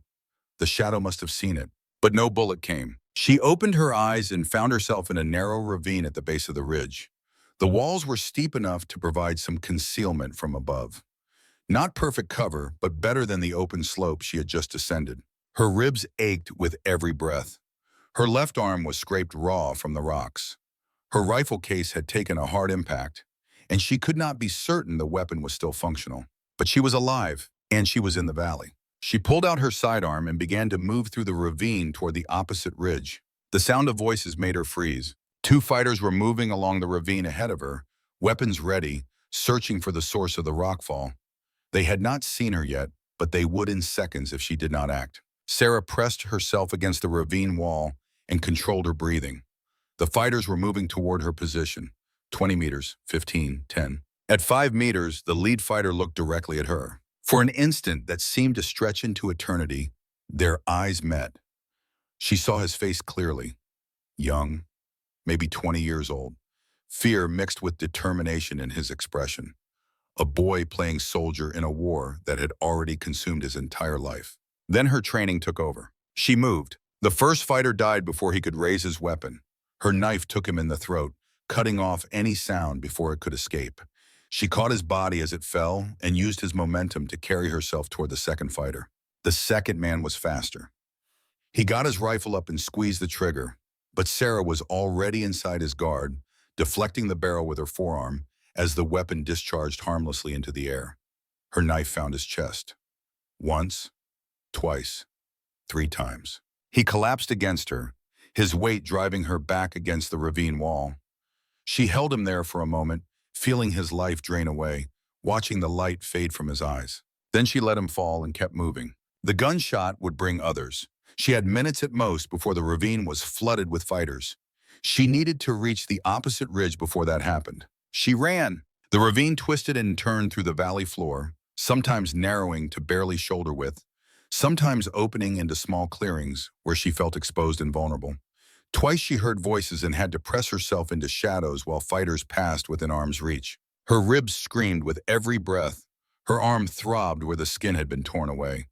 The handgun in her grip felt inadequate against the forces arrayed against her. But she kept moving. The base of the opposite ridge appeared ahead, a steep climb that would take her into the shadows territory, into the domain of a killer who had already proven he was her equal. She began to climb. The ascent was brutal. Her injured ribs made every handhold an exercise in controlled agony. Her scraped arm left bloody smears on the rocks she grabbed. But she forced herself upward, meter by meter, driven by the knowledge that stopping meant death. Halfway up, she heard it, the distinctive sound of a bolt-action rifle being cycled. Close, too close. She froze. A voice came from above, speaking English with an accent she could not quite place. "You are very brave, Ghost, or very foolish. I have not yet decided which." Sarah pressed herself against the rock face and looked up. She could not see him. He was somewhere above her, hidden among the boulders that littered the upper slope. Her hand tightened on her pistol. At this range, it was her only weapon. But a pistol against a rifle, against a sniper who had her pinned against an exposed cliff face, the odds were not in her favor. "Most snipers would have run," the voice continued. "You are the first one to come toward me. I find that interesting." Sarah did not respond. She was searching the terrain above her, trying to identify the shadow's position by sound. "Your father would have done the same thing. He was not a man who ran from anything." Sarah's blood turned to ice. "You knew my father." A pause, then the voice again. Closer this time. "Command Sergeant Major Thomas Mitchell, the best sniper your country ever produced." "Yes, I knew him. He trained me." Sarah's mind raced through possibilities. An Afghan who had been trained by American forces? Someone who knew her father. Someone who had turned against the country that had made him what he was. "Who are you?" Movement above. A figure rose from behind a boulder and looked down at her. She had a clear shot. Her pistol came up. Her finger found the trigger. But she did not fire. The man looking down at her was not what she expected. He was maybe 40 years old, with a beard going gray and eyes that held no hatred, only a deep, profound sadness that seemed to radiate from him like heat from a fire. He was not aiming his rifle at her. He held it casually, almost carelessly, as if the weapon was an afterthought rather than the instrument of her death. "My name is Ahmad Nazari," he said. "I was an interpreter for American forces for 8 years. I served alongside your father in Kandahar, in Helmand, in a dozen places whose names you would not recognize. I saved American lives. I translated for generals and sergeants and privates. I warned your soldiers about ambushes and IEDs and informants who were actually Taliban spies. American soldiers called me brother." He paused and something shifted in his expression. The sadness deepened into something darker. "Do you know what it means to be a brother to Americans in Afghanistan? It means you become a traitor to your own people. It means the Taliban writes your name on a list. It means your family can never show their faces in public without fear. But I accepted all of that because I believed in what America represented: freedom, justice, the idea that every person has value." He laughed, but there was no humor in it. "I was such a fool." Sarah kept her pistol trained on his chest but did not fire. Something in his voice, in his eyes, in the way he stood there making no move to defend himself, made her hesitate. This was not the behavior of a man trying to kill her. This was the confession of a man who had lost everything. "What happened?" Ahmed sat down on the boulder, his rifle laid across his knees. A gesture that was either supreme confidence or complete indifference to his own survival. "When your forces began to withdraw, they promised to help people like me. Special immigrant visas, they called them. Protection for those who had served alongside America. A chance to start over in the country we had risked our lives for. My family and I applied. My wife Fatih, Tima, my daughter Layla. We gathered every document they asked for. Letters of recommendation from American officers. Proof of my service. Threat assessments showing that the Taliban would kill us if we stayed. His hands tightened on the rifle. We were told to wait, to be patient, that the paperwork would be processed. So we waited. Months turned into a year. A year turned into 2. Every few weeks I would call the embassy, and every time they would tell me the same thing: processing, under review, be patient. His voice hardened. We waited 3 years. 3 years of living in fear. 3 years of moving from house to house because the Taliban was hunting us. 3 years of watching my daughter grow up terrified of every knock on the door. And then the Taliban came. He looked at Sarah with those empty eyes. They killed my wife first. They made me watch. They told me it was the price of serving the infidels. They told me that Fatima had brought shame on her family by marrying a traitor. She begged them for mercy. She told them she had done nothing wrong. They did not care. His voice cracked. Then they killed my daughter. She was 7 years old. 7 years old, and they shot her because her father had believed in America, because I had trusted your country to protect us. He was crying now, tears running down his weathered face and disappearing into his beard. Layla used to draw pictures of American helicopters because she thought they were beautiful. She said they looked like dragonflies. Giant metal dragonflies that carried heroes. That is what she called your soldiers. Heroes. He wiped his eyes with the back of his hand. She died still believing that. Still believing that America would save us. Still believing in the heroes who had already forgotten we existed. Sarah felt something crack inside her. A wall she had built between herself and the enemy, between the people she killed and the people she protected. It was crumbling, and she could not stop it. She thought about the children she had seen in the village that morning. The ones playing in the dusty streets, laughing and chasing each other like children everywhere in the world. Any one of them could have been Layla. Any one of them could grow up to be another Ahmad, another ghost, another weapon forged by grief and betrayal. I am sorry, she said, and she meant it in a way she had never meant anything before. Your country is sorry. Everyone is always sorry. Politicians give speeches about honoring their commitments. Generals write memorials about the sacrifices of local partners. But sorry does not bring back my wife. Sorry does not give me back my daughter. Sorry does not undo the 3 years we spent hiding like animals while your bureaucrats shuffled papers. Ahmed stood up, and for a moment Sarah thought he was going to raise his rifle. But he did not. He just stood there looking down at her with that terrible sadness. Your father tried to help me. Did you know that? He filed paperwork, made phone calls, pushed the system as hard as he could. He was the only one who cared. I did not know. Of course you did not. He never told you. That was who he was. He carried other people's pain, so they did not have to. Ahmad's voice dropped. When he died, my application died with him. No one else followed up. No one else cared. I was just another name on a list that no one was reading. Sarah lowered her pistol. She could not explain why. Every instinct told her this man was her enemy, that he had tried to kill her teammates, that he served men who had murdered hundreds of American soldiers. But she could not look at him and see an enemy. She could only see a man who had been destroyed by the same war that had destroyed her father. Why are you telling me this? Because you deserve to know the truth before I kill you. And because your father would have wanted me to. He raised his rifle, not quickly, almost gently, as if the act caused him physical pain. I have watched you fight, Ghost. You are everything your father was. Brave, skilled, compassionate enough to hesitate when killing a child might be involved. That hesitation cost you once. I saw it, the soldier named Torres. Sarah flinched as if struck. How did you know about that? I know everything about you. I have been studying you for months, learning your patterns, your habits, your weaknesses. When I heard your call sign on the radio this morning, I knew that God had given me the chance I had been waiting for. His finger moved to the trigger. I am going to kill you now. Not because I hate you, not because I want revenge against America, but because killing you will hurt your country the way your country hurt me. It will take something precious from the people who took everything precious from me. Sarah looked at the rifle pointed at her chest, at the man who held it, at the grief and rage and broken hope that had twisted him into this weapon of pain. She should have been afraid. She should have been trying to find a way to survive, but all she felt was a strange, unexpected peace. If you kill me, she said, it will not bring them back. Your wife, your daughter. It will not fill the emptiness inside you. I know. Then why? Because I do not know what else to do on them, because the pain is too much to carry alone, because maybe if I spread enough of it around, the weight will become bearable. His finger tightened on the trigger. Goodbye, Ghost. I hope you find peace.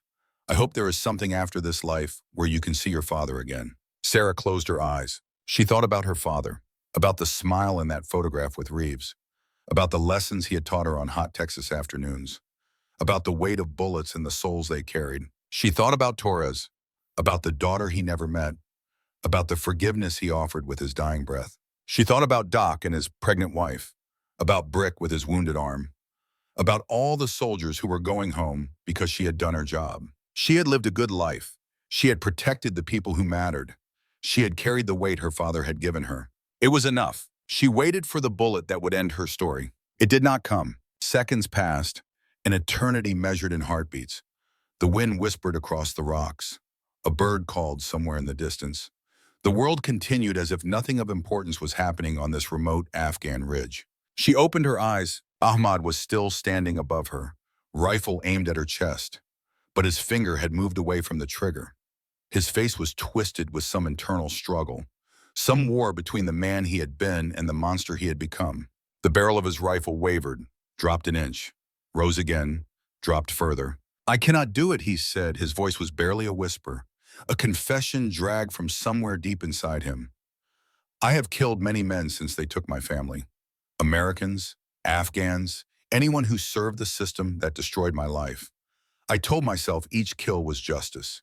Each bullet was payment for what they took from me. He lowered the rifle until it pointed at the ground. But I cannot kill you. I have been trying to pull this trigger for 5 minutes, and I cannot make my finger move. Why? He looked at her with eyes that held the first glimmer of something other than grief. Not hope.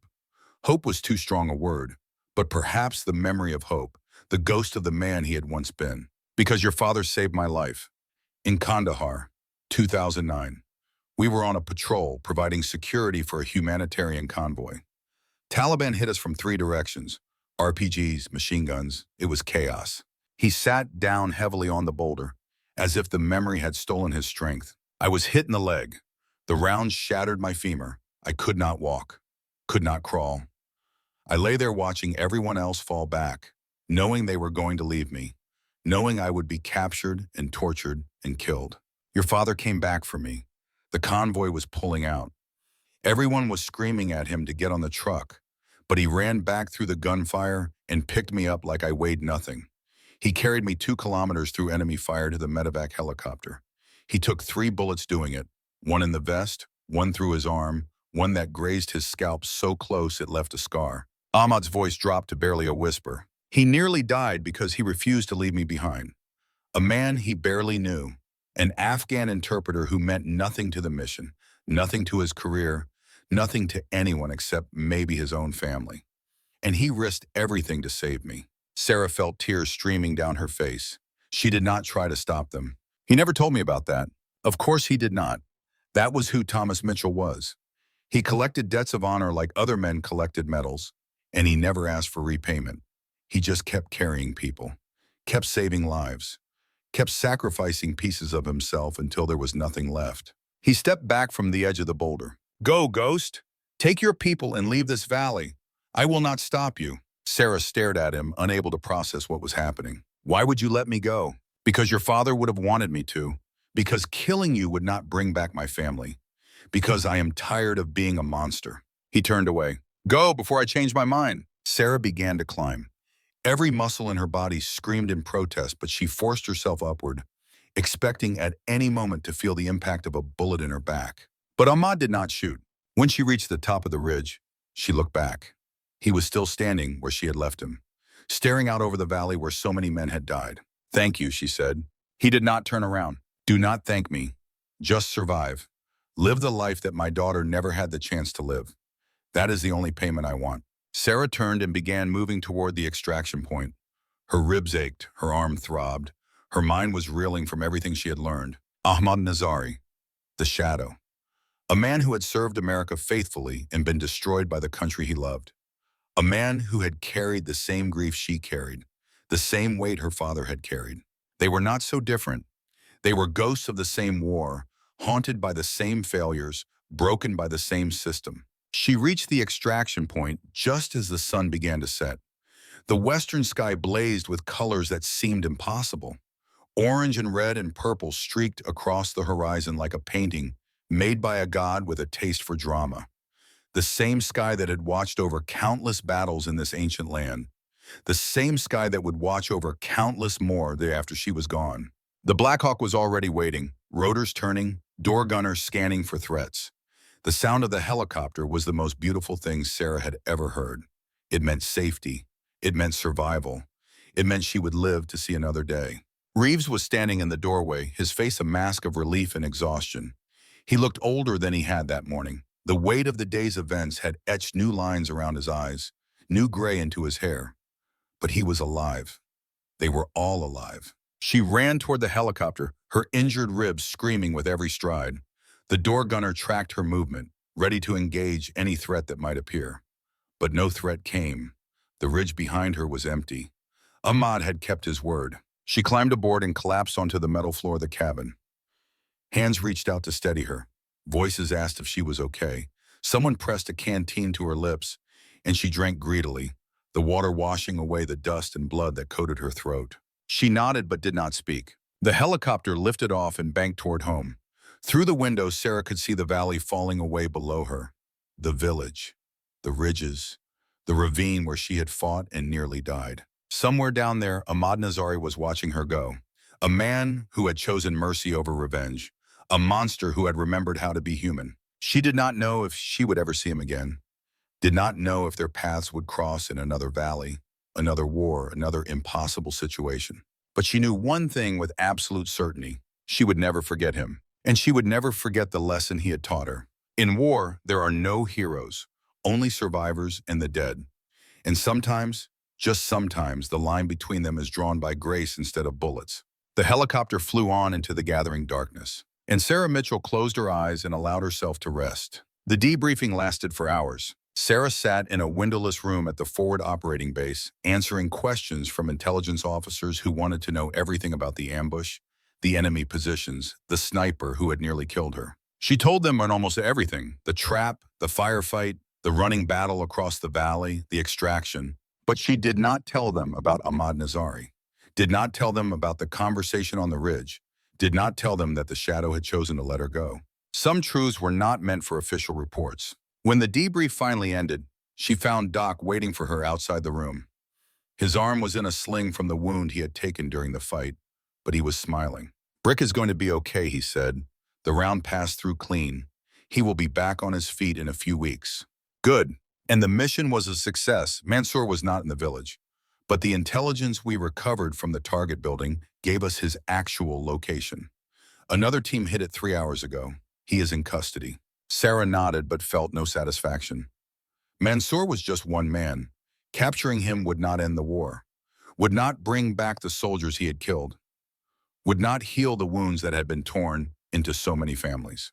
Doc studied her face. "Are you okay, Ghost? You seem different." She thought about Ahmad, about his wife and daughter, about the system that had failed him and the grief that had consumed him. "I learned something today," she said, "about the people we are fighting, about why they fight." Doc waited for her to continue. "They are not monsters, not most of them. They are people who have lost everything. People who have been broken by the same war that breaks us. People who are carrying the same weight we carry." She looked at him. "That does not make it okay. It does not excuse the things they do, but it makes it harder to hate them." Doc was quiet for a moment. Then he nodded slowly. "War is never as simple as they tell us it is going to be. The enemy is never as evil as the briefings say, and we are never as righteous as we want to believe." He put his good hand on her shoulder. "But that is why people like you matter, Ghost, because you see the complexity. You carry the weight. You do the job even when it breaks your heart." He smiled. "Elena wants to meet you. When we get back to the States, she says anyone who kept me alive deserves a home-cooked meal and a bottle of good wine." Sarah felt something warm crack through the ice that had formed around her heart. "I would like that." "Good. Now go get some rest. You look like you have been dragged through hell and back." "Because I have." Doc laughed and walked away. Sarah stood in the hallway for a long moment, thinking about everything that had happened. The mission, the battle, the conversation with Ahmed. Then she went to find Reeves. He was in his quarters, packing his gear. The mission was over. In 48 hours, he would be on a plane back to the United States, back to the retirement he had earned, back to a life that did not involve carrying young soldiers into combat and praying they would come back alive. He looked up when she entered. "Ghost, how are you feeling?" Confused, Reeves nodded as if this was exactly what he expected. Combat does that, especially combat that does not go according to plan. It is not the combat, it is what happened after. She told him about Ahmad, about the conversation on the ridge, about the choice he had made. Reeves listened without interrupting. When she finished, he was silent for a long time. "Your father never told me about carrying someone out of an ambush in Kandahar," he finally said. "But it sounds exactly like something he would do. He could never leave anyone behind. It was his greatest strength and his greatest weakness.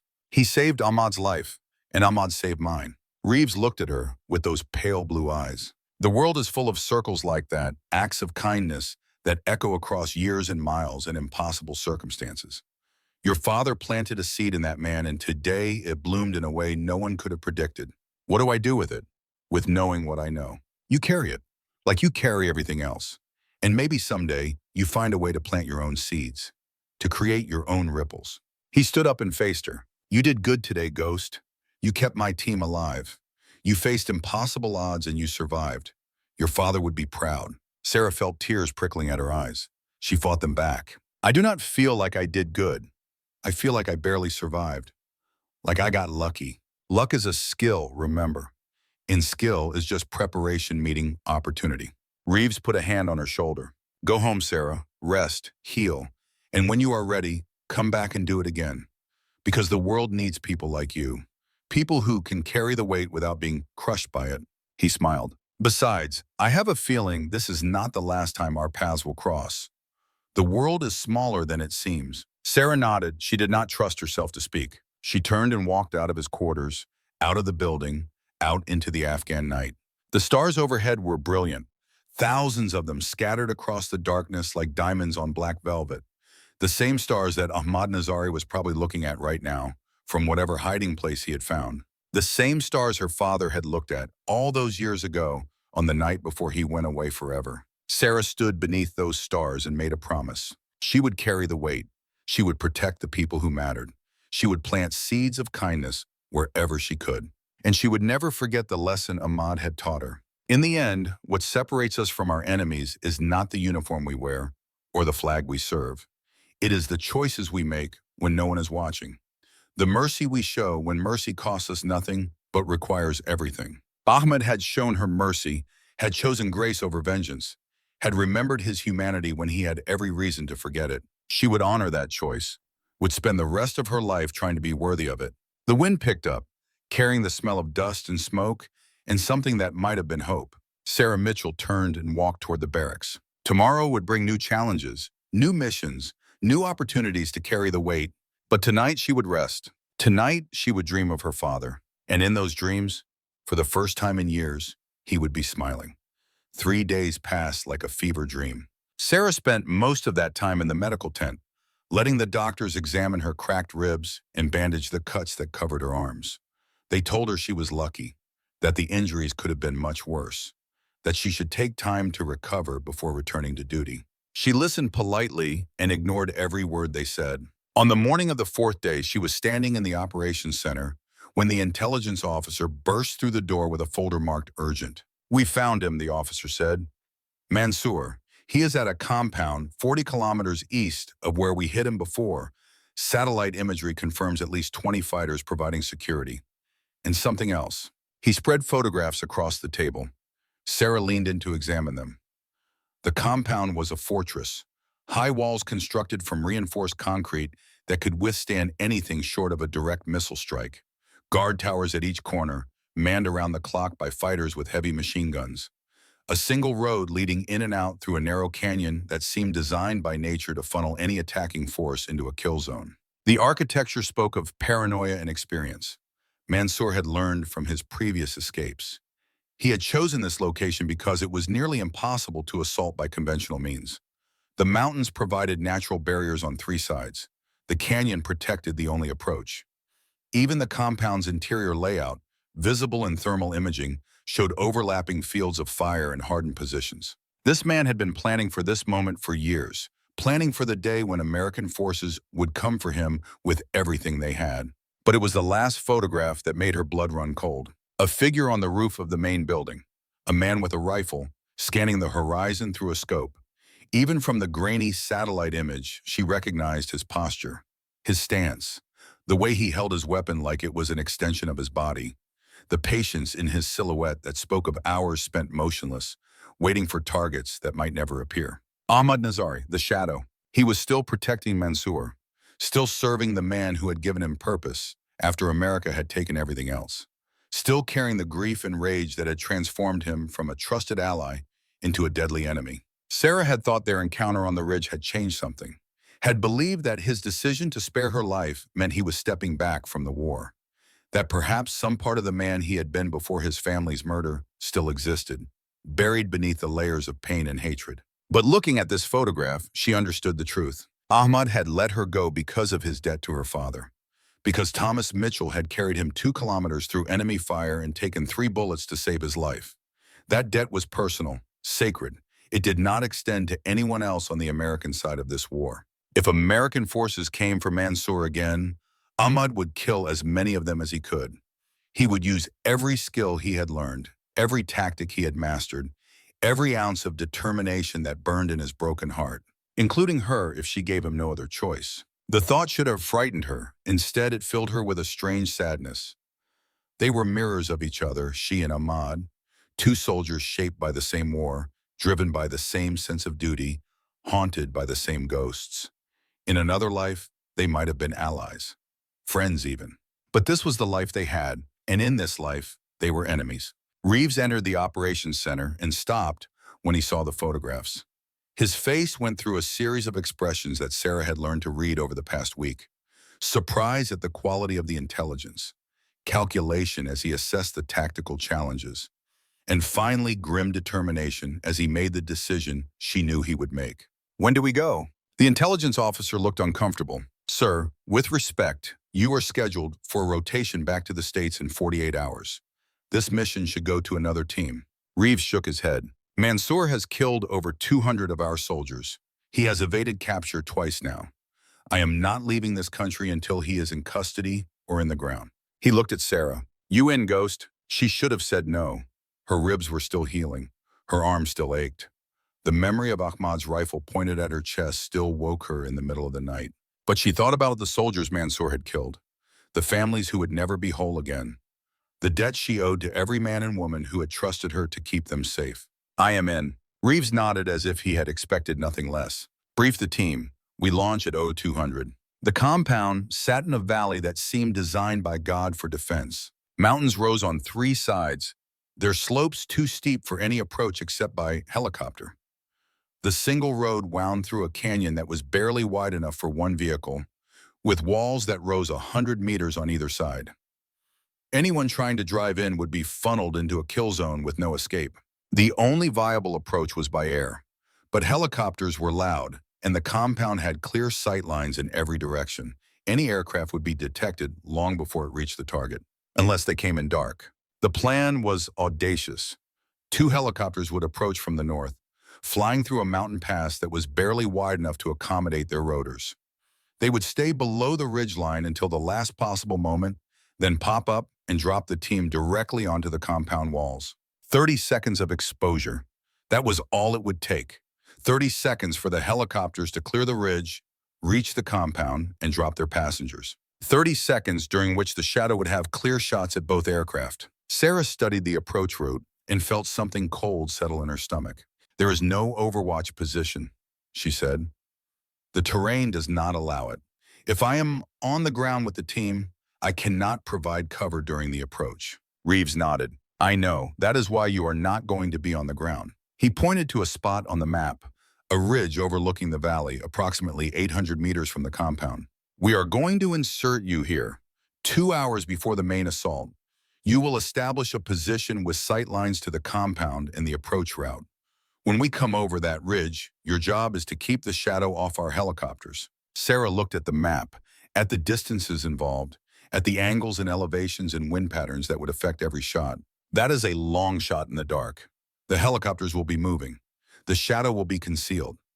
I might not even be able to identify him before he fires. I know, Reeves said again, but you are the only one who can do it. You are the only one who has faced him and survived. He met her eyes. I am asking you to do something that might be impossible. I am asking you to trust yourself when everything is telling you to doubt. Can you do that? Ooh. Sarah thought about all the shots she had made in her career, the ones that had saved lives, the ones that had taken them, the weight of every bullet she had ever fired. She thought about Ahmed, about the mercy he had shown her, about the promise she had made to live a life worthy of that mercy. And she thought about her father, about the lessons he had taught her, about the legacy he had left behind. I can do it. The helicopter dropped her on the ridge at midnight. The insertion was fast and violent. A rope descent in total darkness, followed by 10 seconds of hovering that felt like 10 years. Then the helicopter was gone, disappearing into the night, and Sarah was alone on a mountainside in hostile territory. Again, she moved to her predetermined position and began setting up her equipment. The night was cold, and the wind cut through her uniform like a blade. But she ignored the discomfort and focused on the task at hand. Rangefinder, ballistic calculator, scope calibration. Every detail checked and rechecked until she was certain her equipment would perform when the moment came. Then she settled into her position and began to wait. The compound was dark below her. A few lights burned in windows, but most of the buildings were black shapes against the darker mountains. She could see guards moving on the walls, their silhouettes visible against the star-filled sky. Ahmad was down there somewhere. She could feel his presence like a weight on her chest. He would be preparing too, checking his equipment, scanning the approaches, waiting for the assault he knew was coming. They were mirrors of each other, two snipers trained by the same system, shaped by the same war, broken by the same failures. The only difference was which side of the line they stood on. And tonight that line would determine who lived and who died. The hours crawled past like wounded animals. Sarah lay motionless in her position, watching the compound through her scope, cataloging every detail that might be relevant when the shooting started. Guard rotation patterns, blind spots in the defensive coverage, the locations of heavy weapons that could threaten the approaching helicopters. And always she searched for Ahmad. He was good at hiding, better than anyone she had ever encountered. She knew he was down there, but she could not find him. He had chosen his position with the same care she had chosen hers, concealing himself in a way that defeated even her trained eye. She would have to wait for him to reveal himself, wait for him to fire the first shot, and hope that she could kill him before he killed her teammates. It was not a comforting thought. At row 145, her radio crackled with Reeves's voice. "Ghost, this is Hawk. 15 minutes to insertion. What is your status?" "In position. No visual on the shadow yet. He is concealed somewhere in the compound." "Copy. Keep looking. If he is there, he will show himself when we come over that ridge." "Roger that. Good luck, Hawk." A pause. Then Reeves's voice again, softer than before. "Ghost, Sarah. Whatever happens tonight, I want you to know it has been an honor. Your father would be proud of the soldier you have become." Sarah felt her throat tighten. "Thank you, sir. Now get your team home safe." "That is the plan." The radio went silent. Sarah returned her attention to the compound and forced herself to breathe. 15 minutes, 900 seconds. The time it takes to change the world or end it. She was ready. The helicopters appeared at Bureau 200 exactly. They came over the ridge in perfect formation, rotors thundering in the night, running lights extinguished to minimize their visibility. Two black shapes against the star-filled sky, carrying 16 soldiers toward a destiny none of them could predict. The sound of their approach echoed off the mountain walls, announcing their presence to anyone within miles. Sarah watched them through her scope, tracking their progress with her heart pounding against her ribs. This was the moment of maximum danger. The 30 seconds when everything could go wrong. The window of opportunity that Ahmad would exploit if she could not stop him. The compound erupted. Muzzle flashes lit up the walls as defenders opened fire on the approaching aircraft. Tracers streaked through the darkness like angry fireflies, red and green lines crisscrossing the night sky. The sound of automatic weapons echoed off the mountain walls, creating a cacophony that seemed to come from everywhere at once. Explosions bloomed as RPGs were launched toward the helicopters, their trails of fire visible against the stars. The pilots were good. They jinked and weaved, presenting difficult targets while maintaining their approach. But they could not evade forever. Every second they spent in the air was another second for Ahmad to find his shot. Sarah began engaging. Her first target was a machine gun crew on the eastern wall. They had a clear angle on the lead helicopter and were pouring fire toward it with disciplined bursts. Through her scope, she could see the tracer rounds reaching up toward the aircraft, each one a potential death sentence for the men inside. She put a round through the gunner's chest and watched him crumple. The loader tried to take his place, grabbing the weapon's handles before the previous operator had even finished falling. She killed him too. A third fighter emerged from the shadows to take over. She killed him as well. Shift target, a fighter with an RPG on the roof of the main building.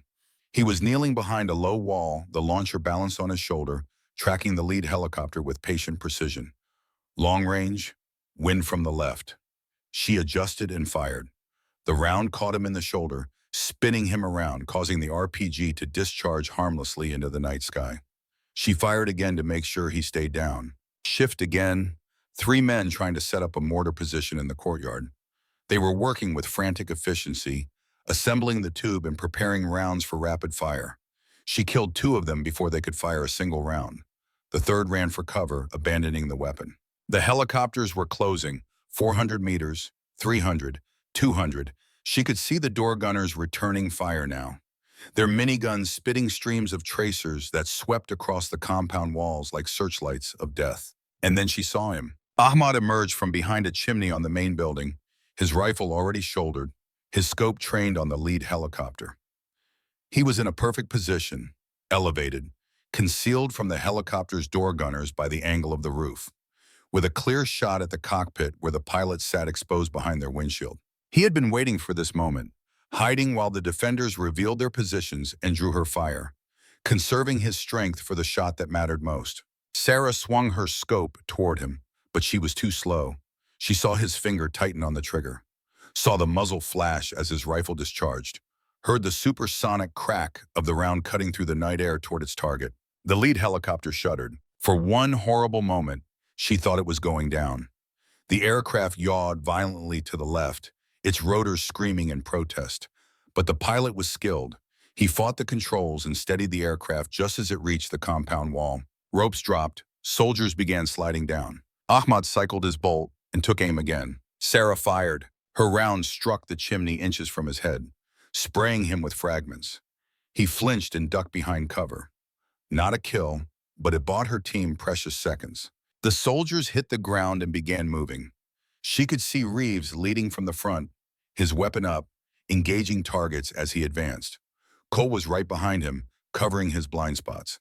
The others spread out in a tactical formation, clearing rooms, securing positions. Ahmad emerged from cover and fired again. This time his target was not Reeves, it was Doc. Sarah saw it through her scope with crystal clarity.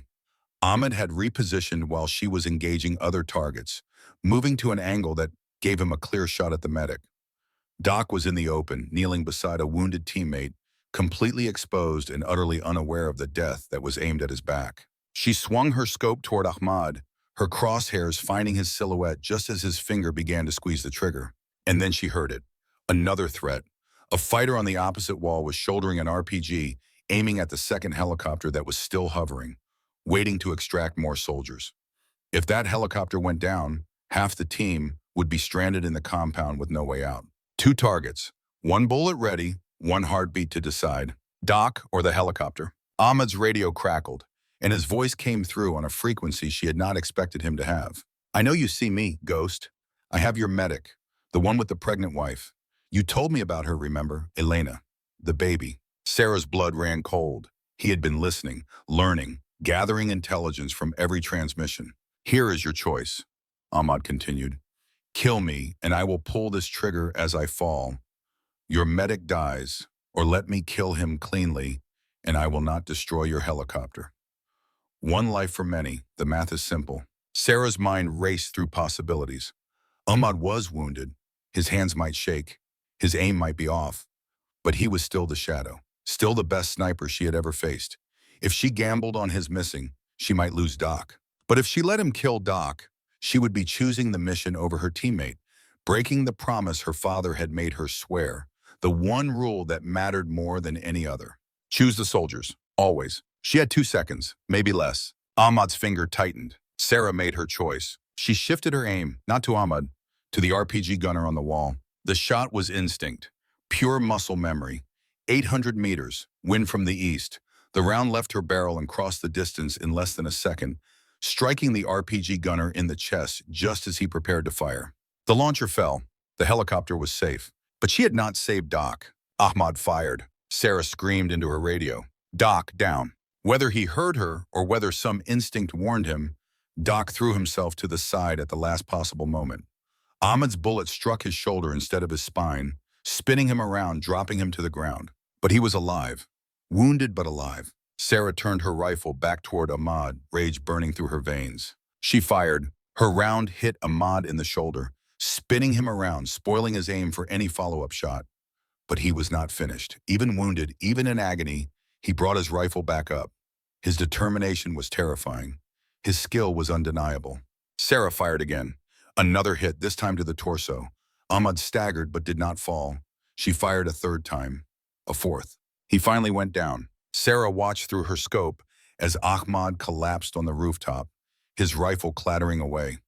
He was still alive. She could see him moving, trying to reach his weapon, but the fight had gone out of him. His wounds were too severe. Through her scope, she saw Doc staggering to his feet, one hand pressed against his bleeding shoulder, the other still reaching for the wounded teammate he had been treating. Even shot, even in pain, he was still trying to do his job. That was the kind of man he was, the kind of man worth saving. She had made the right choice. Both choices. The helicopter was safe, Doc was wounded but alive, and Ahmad was down. But there was no time to celebrate. The battle below was still raging, and her team needed her. Hawk is down. The words came over the radio in Cole's voice, and Sarah felt the world tilt beneath her. The words did not make sense, could not make sense. Reeves was invincible. He had survived 20 years of combat.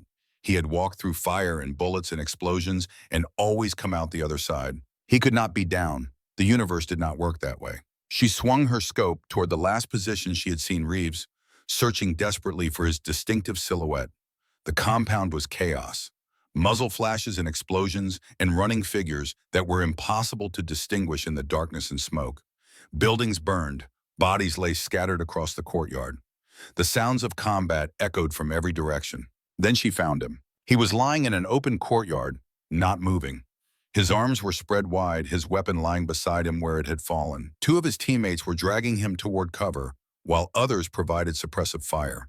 Even through her scope, even at this distance, she could see the dark stains spreading across his chest, could see the way his head lolled to one side, unconscious or already gone. What happened? Cole's voice came back, strained with emotion he was barely controlling. Machine gun nest on the south wall, heavy caliber. They had a perfect angle on our approach. We were pinned down, taking casualties. Hawk saw it before the rest of us. Saw that we were all going to die if someone did not do something. A pause, the sound of gunfire in the background. He charged them, just stood up and ran straight at the position, firing as he went, drew every gun in the compound onto himself. Gave us the opening we needed to reach cover. Cole's voice cracked. He saved us. He knew what he was doing. He looked at me before he went, and I could see it in his eyes. He knew he was not coming back. But he went anyway because that was who he was. Because he could not watch his men die without doing everything in his power to save them. Sarah felt something break inside her, something that had been held together by duty and discipline, and the desperate need to complete the mission. A wall she had built around her heart to protect herself from exactly this kind of pain. Reeves had sacrificed himself. The man who had found her at the memorial wall and given her a reason to keep fighting. The man who had believed in her when she could not believe in herself. The man who had known her father and carried his memory like a sacred trust for 15 years. He was dying in a dusty courtyard in Afghanistan, surrounded by enemies, and there was nothing she could do to save him. Nothing except finish what he started. Ghost, we need Overwatch on the south wall. There are still hostiles in position. We cannot advance until they are neutralized. She forced herself to focus, forced the grief down into a place where it could not interfere with her job. There would be time to mourn later. There would be years to mourn, decades, the rest of her life. But right now, in this moment, her teammates needed her. Copy, engaging south wall. She found the machine gun nest that had killed Reeves. Three fighters behind sandbags, pouring fire into the courtyard where the SEAL team was pinned down. She killed them one by one, methodical, precise, each shot a revenge for the man who had believed in her. The gunfire from the south wall went silent. South wall clear. What is Hawk's status? A long pause. Then Cole's voice, hollow and empty. He is gone. Two words. Two words that changed everything. Sarah closed her eyes for 1 second. One heartbeat. One moment of grief stolen from the chaos of battle. Then she opened them and went back to work. The fighting continued for another 20 minutes. Sarah provided overwatch while the SEAL team cleared the compound room by room. Mansour was found hiding in a basement storage area, surrounded by bodyguards who died trying to protect him. He surrendered when he realized there was no escape, his hands raised, his face a mask of resignation. The mission was a success, the target was captured, but the cost was too high. Reeves was loaded onto a helicopter along with the wounded and the surviving team members. Sarah watched from her position on the ridge as the aircraft lifted off and disappeared into the darkness. She should have been on that helicopter, should have been there with her team. But she had one more thing to do. She made her way down the mountainside to the compound. The fighting was over now. Bodies littered the courtyard. Smoke rose from buildings that had been damaged in the assault. The smell of cordite and blood hung heavy in the air. She found Ahmad where he had fallen. He was still alive, but barely. His breathing was shallow and wet, each inhale a struggle that seemed to take all his remaining strength. Blood pooled beneath him, black in the moonlight, spreading slowly across the rooftop where he had made his last stand. His rifle lay beside him, just out of reach, and she could see that he had been trying to crawl toward it when his strength finally gave out. His eyes were open, staring at the sky full of stars. The same stars his daughter had loved. The same stars that had watched over countless battles in this ancient land, indifferent to the suffering below. Sarah knelt beside him. He turned his head slowly, painfully, to look at her. Recognition flickered in his eyes, followed by something that might have been acceptance, or relief, or simply the exhaustion of a man who had been fighting for so long that he had forgotten what peace felt like. You came. I had to finish me. Sarah looked at his wounds. 3 hits to the torso, dark stains spreading across his clothing. 1 to the shoulder, the bone clearly shattered. He would be dead within minutes, maybe seconds. There was nothing she could do to save him, and nothing she would do to hasten his end. He had been her enemy. He had tried to kill her teammates. He had served a monster who had murdered hundreds of American soldiers. But he had also shown her mercy when he had every reason to kill her. He had remembered his humanity in a moment when hatred should have consumed him completely. He had let her go because of a debt he owed to her father, and in doing so, he had given her something precious. The chance to keep carrying the weight. To tell you I am sorry, she said, for everything. Ahmed laughed and blood bubbled at his lips. You Americans, always apologizing, always sorry for the things you cannot change. He coughed, and more blood came. Did you get him? Mansour. Yes. Good. He was a monster. I knew that from the beginning, but he gave me a war to fight, and I needed a war. Without one, the grief would have destroyed me. He looked up at the stars. I think the grief destroyed me anyway, just slower. Sarah did not know what to say, so she said nothing. She just knelt there, bearing witness to the last moments of a man who had been twisted by the same war that had shaped her. Your father, Ahmad said. He used to talk about you on the long nights when we were waiting for something to happen. He would tell me about his daughter in Texas, how smart she was, how she could outshoot boys twice her age. Sarah felt tears streaming down her face. He never told me about you. He would not. He carried so many secrets, so many people he tried to save. I was just one of many. Ahmed's breathing grew more labored. I want you to know something. When I let you go on that ridge, it was not just because of your father. It was because I saw something in you. Something I used to have before they took my family. What? Hope. You still have hope. You still believe that what you do matters, that the world can be better. He reached out and grabbed her hand with surprising strength. Do not lose that. Do not let this war take it from you the way it took everything from me.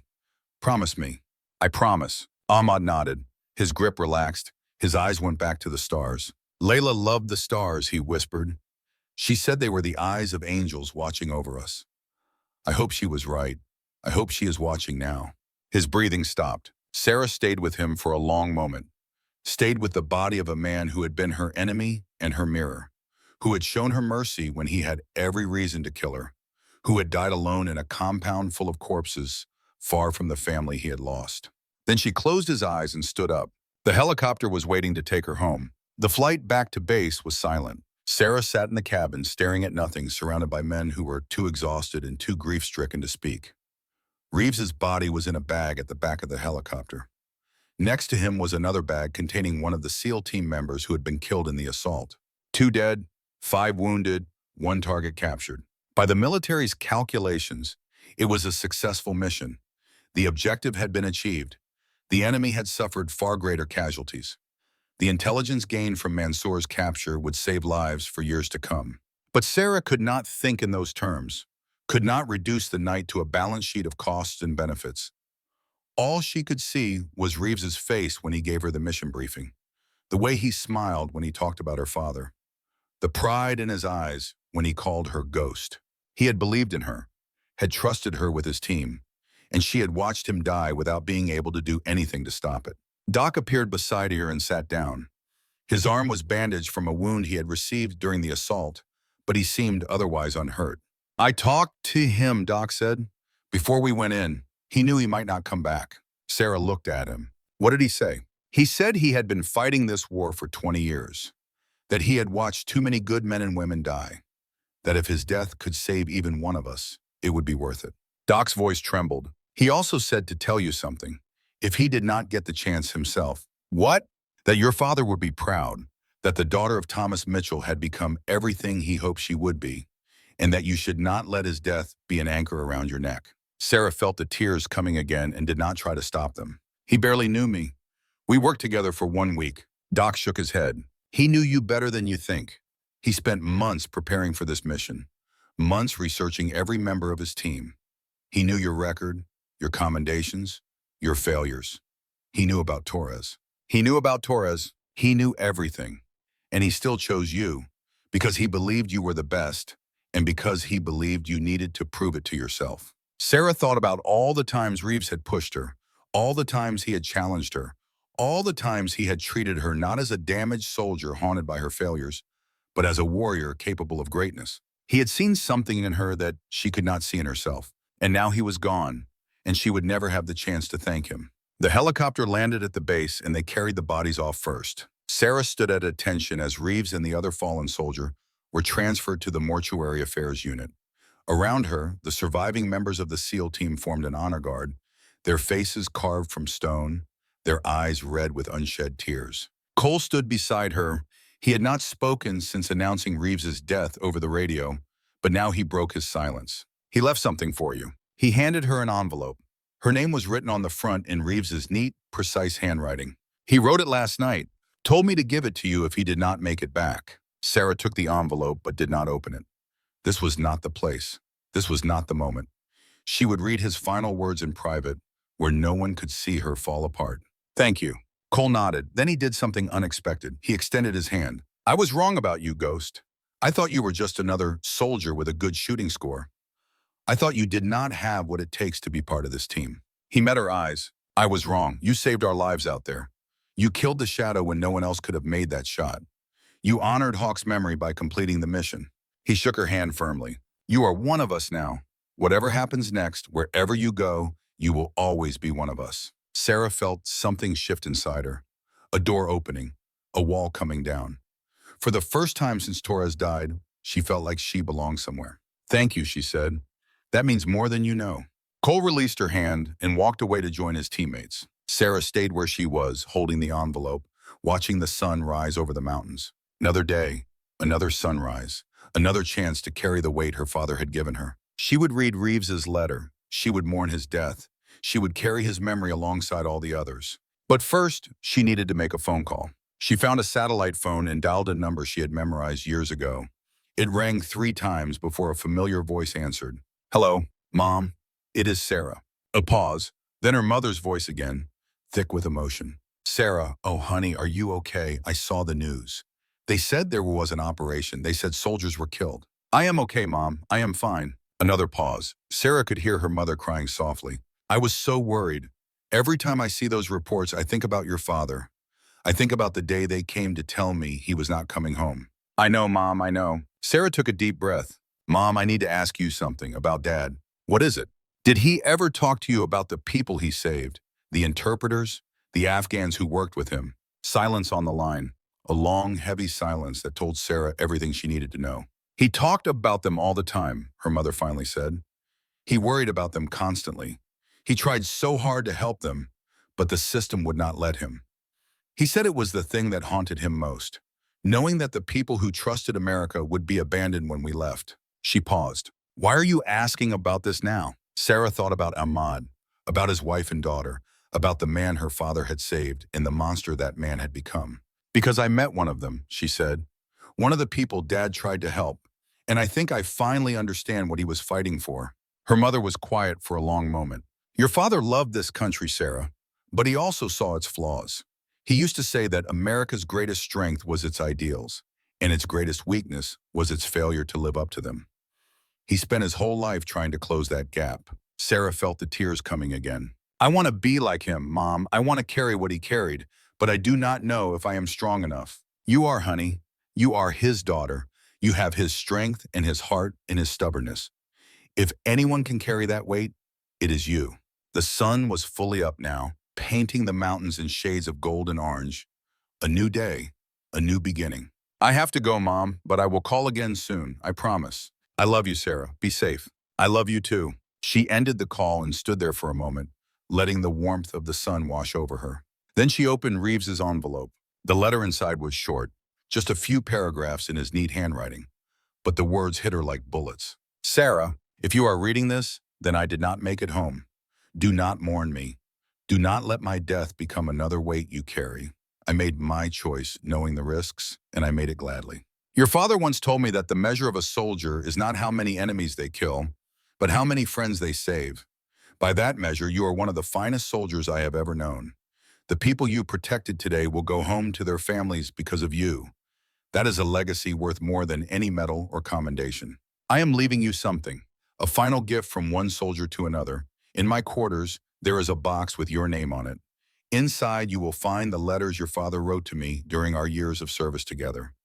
I kept them because they reminded me of who I wanted to be. Now they belong to you. Carry them with honor, Ghost. Carry them with pride. And when the weight becomes too heavy, remember that you do not carry it alone. Your father is with you. I am with you. Every soldier who ever fought beside you is with you. You are not a ghost, Sarah. You are a light in the darkness. Never forget that. Your friend, David Reeves. Sarah read the letter 3 times. Then she folded it carefully, placed it back in the envelope, and held it against her heart. The war was not over.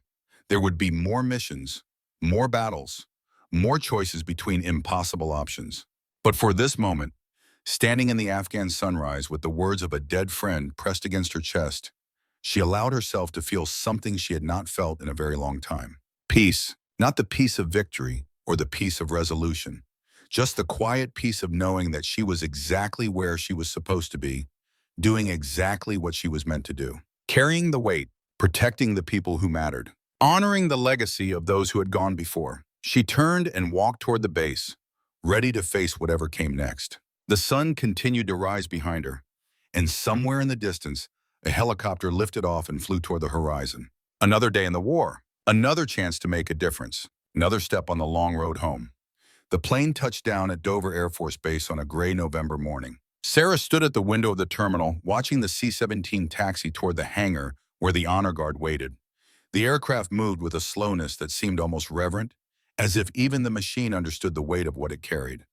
Gray clouds hung low over the tarmac, threatening rain that never came, the sky itself seeming to mourn. Inside that aircraft were 2 flag-draped caskets, Master Chief David Reeves, Petty Officer Second Class Kevin Walsh, 2 men who had given everything so that others might live, 2 names that would be added to walls and memorials and the private lists that soldiers kept in their hearts. The surviving members of the team stood in formation on the tarmac. Cole, his face carved from stone, his eyes fixed on the aircraft with an intensity that spoke of controlled grief. Doc, his wounded arm in a sling, standing at attention despite the pain she knew he must be feeling. Brick, his own arm still bandaged, his massive frame somehow diminished by the weight of what they had lost. The others, whose names Sarah had learned over the past week, whose faces she would carry with her for the rest of her life. They had become her family, not through blood, but through something stronger, through shared sacrifice, through the fire that had forged them into something unbreakable, through nights of terror and moments of impossible decision and the bonds that form when you trust someone else with your life. She remembered what Cole had said to her after the last mission. You are one of us now. Whatever happens next, wherever you go, you will always be one of us. Standing here, watching the aircraft that carried their fallen brothers, she understood what those words truly meant. The rear ramp of the C-17 lowered slowly. The hydraulics whined in the cold air, a mechanical sound that seemed out of place in this moment of solemnity. Inside, she could see the caskets secured for transport, the American flags draped over to them, catching the gray light. Each fold of those flags had been placed with precision, every star and stripe positioned according to regulations that had been written to honor moments exactly like this one. 6 pallbearers moved forward in perfect unison, their white gloves bright against the darkness of their dress uniforms. They were young men, most of them, chosen for this duty because of their bearing and their discipline. But Sarah could see the emotion in their eyes as they approached the first casket. This was not a routine assignment for them. Every soldier at Dover knew the weight of what they carried. The first casket came down the ramp. Reeves. Sarah felt her throat tighten as they carried him past. She had only known him for a week, 7 days, 168 hours. A span of time that should have been insignificant in the grand scope of a life. But in those 7 days, he had become more than a commanding officer. He had become a mentor, a friend, a connection to the father she had lost so many years ago. He had believed in her when she could not believe in herself, had pushed her to confront the ghost of Torres that had haunted her for 18 months, had trusted her with the lives of his team and had been proven right to trust her. And he had died saving those lives, had run towards certain death because that was who he was. Because 20 years of service had forged him into someone who could not watch his men die without doing everything in his power to prevent it. The pallbearers loaded his casket into the waiting hearse with practiced precision. Every movement was choreographed, rehearsed, perfected through countless repetitions. Dover had received too many fallen soldiers over the years. They knew how to honor the dead because they had honored so many. The second casket followed. Walsh, a young man who had joined the team just 3 months ago, who had a girlfriend back in California who was planning their wedding, who had died in the courtyard of the compound, caught by a burst of machine gun fire that he never saw coming. Sarah had not known him well, had barely spoken more than a few words to him before the mission began. But she had watched him die through her scope, had seen the moment when his body jerked and fell, had been unable to do anything to save him. Another name for the wall, another ghost to carry. The ceremony continued. A chaplain spoke words that were meant to comfort but felt hollow against the weight of the moment. A bugler played taps, the mournful notes echoing across the tarmac like a prayer sent up to an indifferent heaven. Then it was over. The hearses drove away. The honor guard dispersed. The surviving team members broke formation and stood in small groups, talking quietly, supporting each other through the first hours of grief that would extend into years. Cole found Sarah standing alone near the edge of the tarmac. His family is here, he said. Reeves's wife and daughter. They want to meet you. Sarah felt a chill that had nothing to do with the November wind. I do not know what to say to them. You do not have to say anything. Just let them see you. Let them know that the person who was with him at the end is real. He put a hand on her shoulder. His daughter is 17. Same age you were when your father died. I think she needs to see that it is possible to survive this. That life continues even when it feels like the world has ended. Sarah nodded slowly. She understood what Cole was asking, and she understood why. She had been 17 when the officers came to her door. 17 when her world collapsed around her. 17 when she learned that the man she idolized, the father who had taught her everything she knew, was never coming home. If she could help someone else through that darkness, she had to try. Take me to them. Rebecca Reeves was a small woman with gray hair and eyes that had seen too much sorrow. She stood beside the terminal building, with her arm around a teenage girl whose face was a mask of controlled devastation. The girl looked up as Sarah approached. Her eyes were red from crying, but her jaw was set with a determination that reminded Sarah painfully of her father. You are Ghost, the girl said. Dad talked about you. Sarah did not know how to respond. He called me the night before the mission, the girl continued. He told me he had found someone special. Someone who reminded him of an old friend. He said you were going to do great things. Sarah felt tears threatening and forced them back. Your father was an extraordinary man. He saved my team. He saved me. I wish I could have saved him. Rebecca Reeves stepped forward and took Sarah's hands in hers. David knew the risks, she said. He had been taking those risks for 20 years. Every time he deployed, I knew it might be the last time I saw him, but he always came back. Always. Her voice broke. Until now. I am sorry, Sarah said. The words felt inadequate. Everything felt inadequate. Do not be sorry, Rebecca said. Be worthy. That is what David would want. He saw something in you, something that made him believe the future was in good hands. She squeezed Sarah's hands. Do not let his sacrifice be meaningless. Do not let the weight of what happened crush you. Carry it. Use it. Let it make you stronger. Sarah looked at this woman who had lost her husband, who was holding herself together through sheer force of will, who was offering comfort when she should have been receiving it. I will, she said. I promise. Rebecca nodded. Then she released Sarah's hands and turned back to her daughter. Come, Emily, we need to go. The girl looked at Sarah for a long moment. Ghost, will you come to the funeral? Dad would have wanted you there. Sarah nodded. I will be there. Emily almost smiled. Almost. Good. I have questions about what happened, about how he died. I need to know. You will know everything, Sarah said. I promise. The Reeves family walked away, two figures leaning on each other against the weight of their grief. Sarah watched them until they disappeared into the terminal building. Then she turned and walked toward the parking lot where Doc was waiting to drive her to the next stop on her journey home. The box was waiting in Reeves's quarters at the naval base. Sarah stood in the doorway for a long moment, looking at the small room where he had spent his last nights before the mission. The bed was neatly made, corners tucked with military precision, not a wrinkle visible on the gray blanket. The desk was clear, except for a laptop and a few personal items. A photograph of Rebecca and Emily, a challenge coin from some long-ago deployment, a worn Bible with pages marked by faded ribbons. Everything was organized with the precision of a man who had spent his life in the military. A man who knew that he might not return from any given mission and wanted to leave his affairs in order.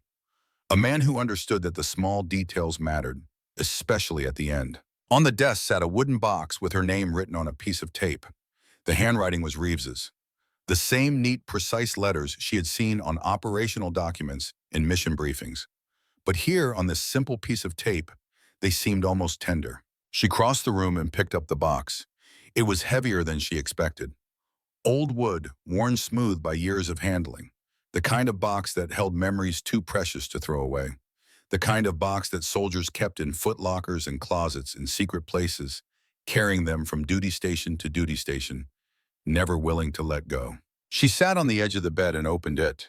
Inside were letters, dozens of them, handwritten on paper that had yellowed with age, some of the edges worn thin from being read and reread over the years. The stamps were faded, the postmarks showed dates spanning 2 decades. Some of the envelopes were stained with what might have been coffee or dust or tears. The handwriting was familiar even before she saw the signature at the bottom of the first page.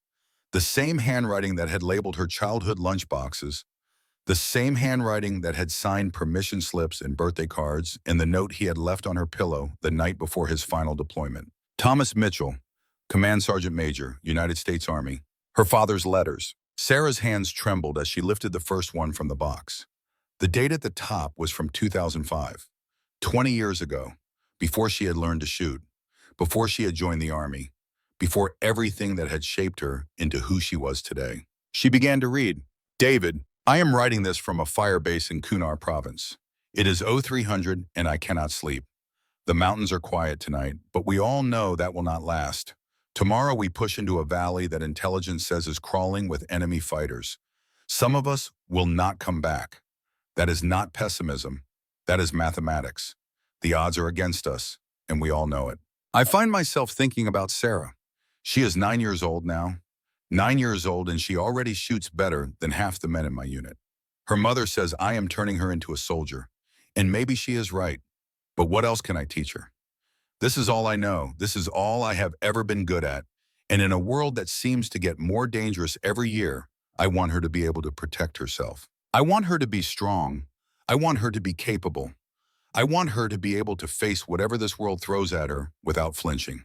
But I also want her to be happy, to have a normal life, to fall in love and have children and grow old without ever knowing the things I know about what humans are capable of doing to each other. I do not think I can give her both, and that keeps me awake more than any enemy ever could. Your friend, Thomas. Sarah read the letter 3 times before setting it aside and picking up the next one. Her vision was blurring with tears, but she forced herself to continue. These were the words her father had never spoken to her. The thoughts he had never shared. The man behind the uniform that she had never truly known. David, we lost 4 men yesterday. An ambush in a village that was supposed to be friendly. Someone tipped off the Taliban, and they were waiting for us. I took 2 rounds in the vest and 1 through the arm. The medic says I will be fine, but fine is a relative term out here. One of the men we lost was a kid named Rodriguez, 22 years old, first deployment. He had a picture of his girlfriend taped inside his helmet, and he used to talk about how they were going to get married when he got home. I wrote the letter to his parents this morning. The hardest thing I have ever done. How do you tell someone that their son died for a cause that most Americans cannot even explain? How do you make meaning out of something so meaningless? I do not have answers. All I have is the next mission, the next target, the next chance to keep someone else from dying. Maybe that is enough. Maybe it has to be. Thomas. The letters continued, year after year, mission after mission, a chronicle of her father's war that she had never known existed. He wrote about the men he served with, the enemies he killed, the doubts that plagued him in the quiet hours, the fear he never showed to anyone except his friend David Reeves. And he wrote about her. David, Sarah is 12 now. She asked me last night why I keep going back, why I choose war over her. I did not have a good answer. The truth is, I do not know anymore. When I first enlisted, it was about patriotism, about serving something greater than myself. But that was a long time ago. Now I keep going back because I do not know how to stop, because the men I serve with need me, because if I am not there, someone else will die in my place.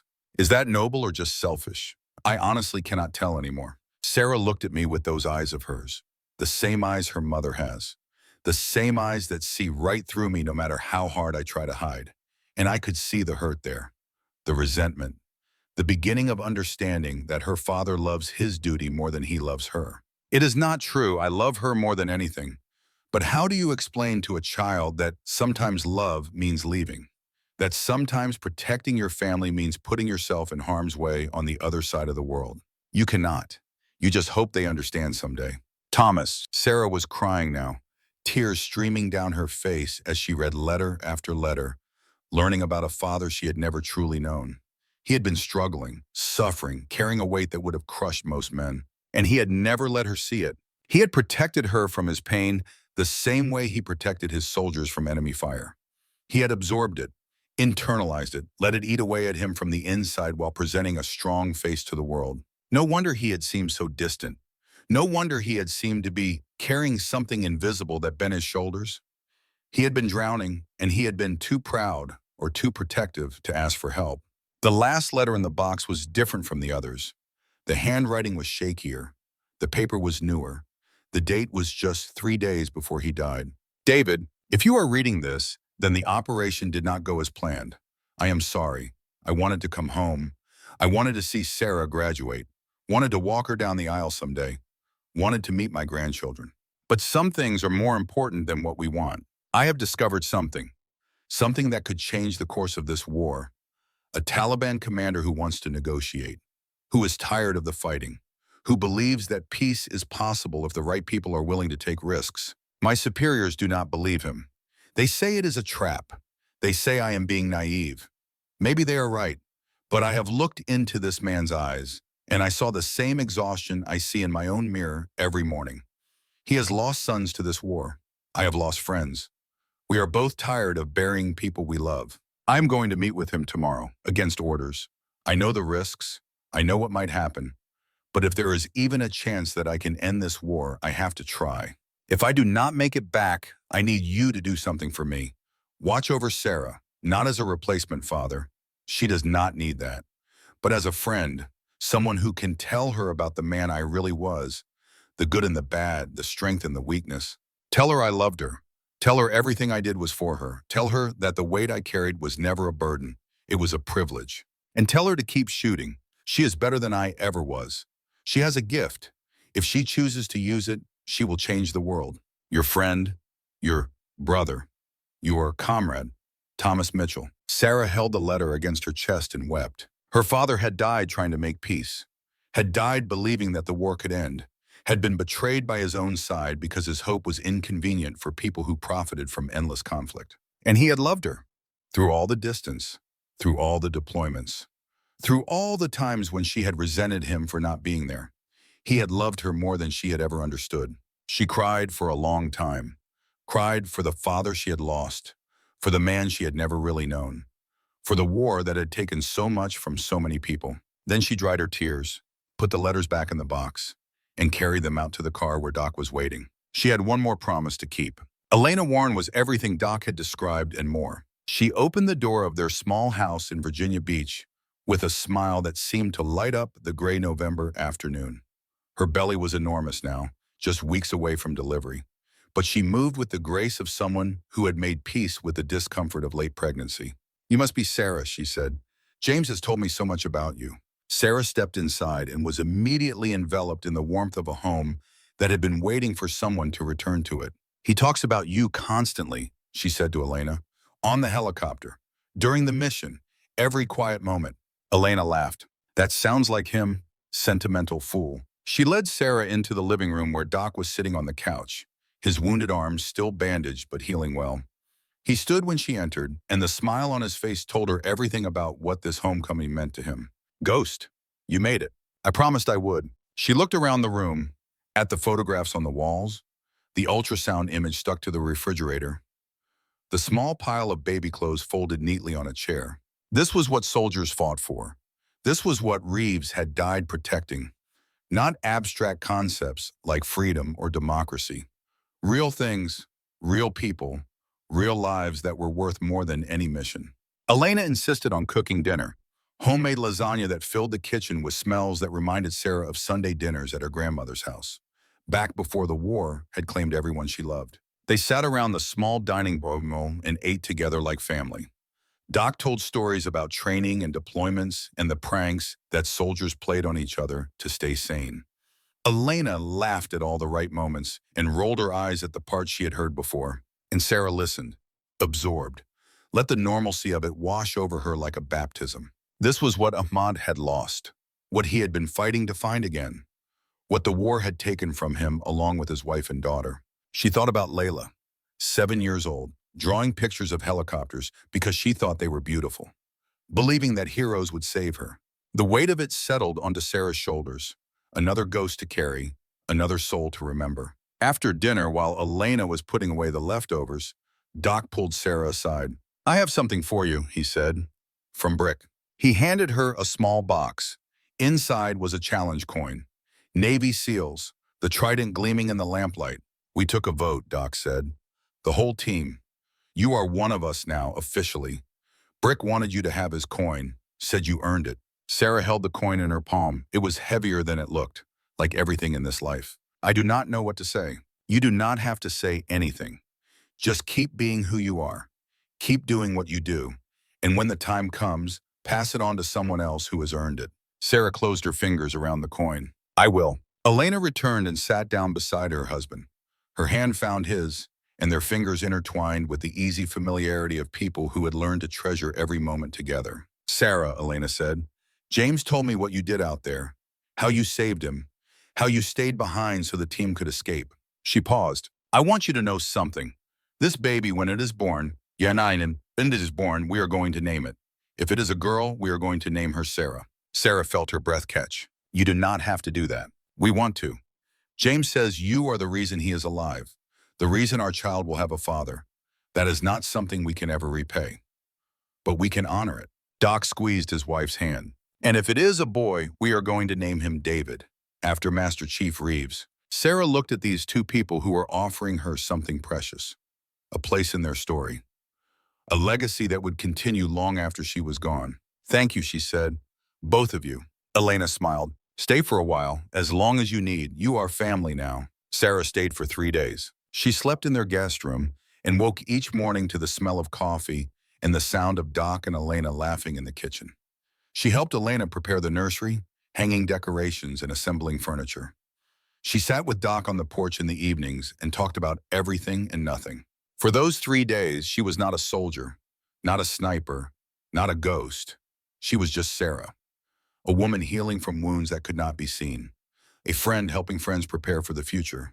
It was the closest thing to peace she had felt in years, but she knew it could not last. On the morning of the fourth day, she packed her bag and said her goodbyes. Elena hugged her for a long time and made her promise to come back when the baby was born. Doc walked her to her car and stood there with his hands in his pockets, looking like he wanted to say something but could not find the words. "Thank you," she said, "for everything." He nodded. "What will you do now? Go back." Sarah looked at the house, at the life that waited inside it, at the future that was possible when you chose to stop fighting. "I do not know," she said honestly. "I have spent my whole life preparing for war. I do not know if I know how to do anything else." You could learn. There is no shame in walking away, in choosing peace. I know, but there are still soldiers out there who need someone watching over them, still enemies who need to be stopped, still weight that needs to be carried. She opened her car door. "I will figure it out. Eventually, but not yet." Doc nodded. He understood. He had made his own choice, but he would not judge her for making a different one. "Take care of yourself, Ghost.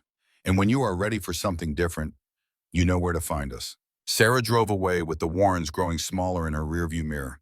She drove past military bases and suburban neighborhoods and stretches of highway that looked like every other highway in America. She drove until she reached Arlington. The cemetery spread across rolling hills like a blanket of white marble, rows upon rows of headstones perfectly aligned, each one marking a life given in service to the nation. The scale of it was overwhelming. So many dead, so many families destroyed, so many stories ended too soon, so many young men and women who had answered their country's call and paid the ultimate price. Sarah parked her car and walked among the stones. The grass was brown with November frost, crunching softly beneath her boots. The air was cold and still, the kind of silence that only exists in places dedicated to the dead. Other visitors moved through the rows, some carrying flowers, some carrying memories, all carrying grief. She passed stones from every war America had ever fought: World War I, World War II, Korea, the Gulf War, Iraq, Afghanistan. A continuous line of sacrifice stretching back over a century, each generation adding their dead to the sacred ground. Some of the stones were old, the names worn smooth by decades of wind and rain. Others were new, the marble still white, the inscriptions still sharp. She paused at one that was less than a year old, a 19-year-old from Kansas, killed by an IED in a place she had probably never heard of before deployment. What dreams had she carried? What hopes had died with her? What family was still struggling to accept that she was never coming home? Sarah walked on until she found the one she was looking for. Thomas Mitchell, Command Sergeant Major, United States Army, beloved husband and father. The inscription did not mention how he died, did not mention the peace he had tried to make, did not mention the betrayal that had ended his life, did not mention the letters he had written to a friend over 20 years of service, pouring out his fears and hopes and love. Just the facts, the bare minimum, a life reduced to a few lines carved in stone. But Sarah knew now that those few lines could never capture who her father really was. No inscription could. No memorial, no official record.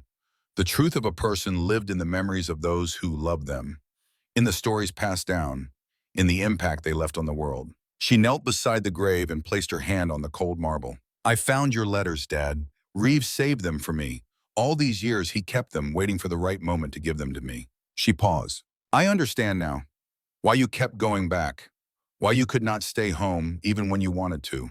The weight was too heavy to put down, the responsibility too sacred to abandon." She felt tears streaming down her face but did not try to stop them. "I carry it too.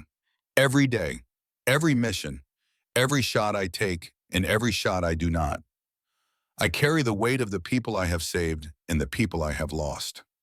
I carry Torres and Reeves and Ahmad and everyone else who has died because I could not save them or because I chose to end them." She took a deep breath. "But I am not going to let it crush me. I am not going to let it turn me into something I do not recognize. You taught me better than that. You showed me that the weight is not a burden, it is a privilege." She reached into her pocket and pulled out the cartridge he had given her all those years ago. "One shot matters. The words were worn now, barely visible, but she knew them by heart. I am going to keep going, Dad. Keep watching over the soldiers who need someone in their corner. Keep carrying the weight for as long as I am able. She pressed the cartridge against the headstone. And when I cannot carry it anymore, I will pass it on. Just like you did, just like Reeves did. The chain will continue. The weight will be shared. She stood up and looked at the grave for a long moment. I love you, Dad. I always did. Even when I was angry, even when I did not understand, I loved you. She turned and walked away. Behind her, the white stone stretched to the horizon. Thousands of soldiers, thousands of stories, thousands of families who had given everything. And ahead of her, the road continued. The memorial service for Reeves was held on a Sunday morning. The church was filled with people, family, friends, fellow soldiers who had served with him over 20 years of deployments. They filled the pews and stood along the walls and spilled out onto the steps outside. Sarah sat in the front row with the Reeves family. Emily was beside her, holding her hand with a grip that was tight with grief and gratitude. Rebecca sat on Emily's other side, her face composed, her eyes dry. She had cried all her tears in private. Now she was being strong for her daughter. The chaplain spoke about sacrifice and duty and the hope of resurrection.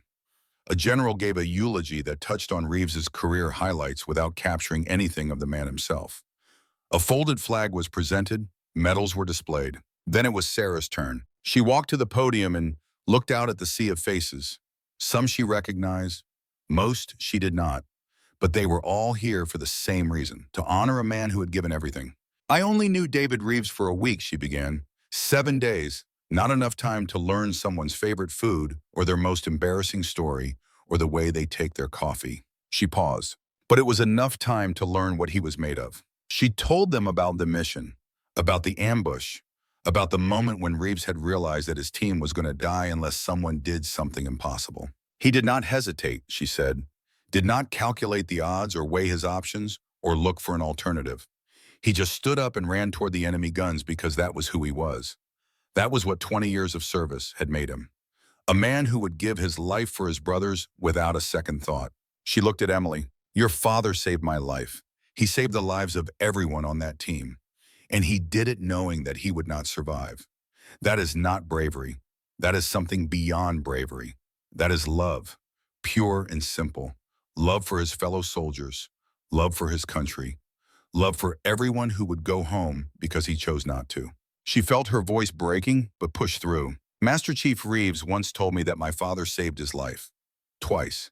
He said he had spent 15 years trying to repay that debt. Now I understand that I owe the same debt to him, and I will spend the rest of my life trying to be worthy of it. She stepped back from the podium. Rest easy, Hawk. We have the watch from here. The church was silent. Then slowly the soldiers in attendance began to rise, one by one, row by row, until everyone was standing. They saluted, all of them, a final tribute to a fallen warrior. Sarah stood among them, her hand raised, her heart full of grief and gratitude and determination. The service ended, the crowd dispersed, and life continued as it always does, regardless of how much we have lost. 6 months later, Sarah stood on a ridge overlooking a valley that could have been anywhere in the world. The sun was setting, painting the sky in shades of orange and red that looked too beautiful for a place where so many people had died. She was not on a mission, not watching over a team, not carrying her rifle or calculating wind speeds or searching for targets. She was just standing, watching, remembering. It had been 6 months since Reeves died. 6 months since Ahmad breathed his last on a rooftop in Afghanistan. 6 months since she had learned the truth about her father and the peace he had tried to make. In that time, she had completed 3 more deployments, 14 more missions, countless hours of overwatch, protecting soldiers who would never know her name or see her face. The weight was still there. It would always be there, but she had learned to carry it differently now. Not as a burden that bent her shoulders, but as a purpose that straightened her spine. Her phone buzzed in her pocket, a message from Doc. She is here, Sarah Elena Warren. Born this morning, mother and daughter doing fine. Come meet your namesake when you can. Sarah smiled, a real smile, the kind she had almost forgotten how to make. She typed a reply, on my way. She took one last look at the valley below, at the mountains and the shadows and the endless landscape of war. Then she turned and walked away.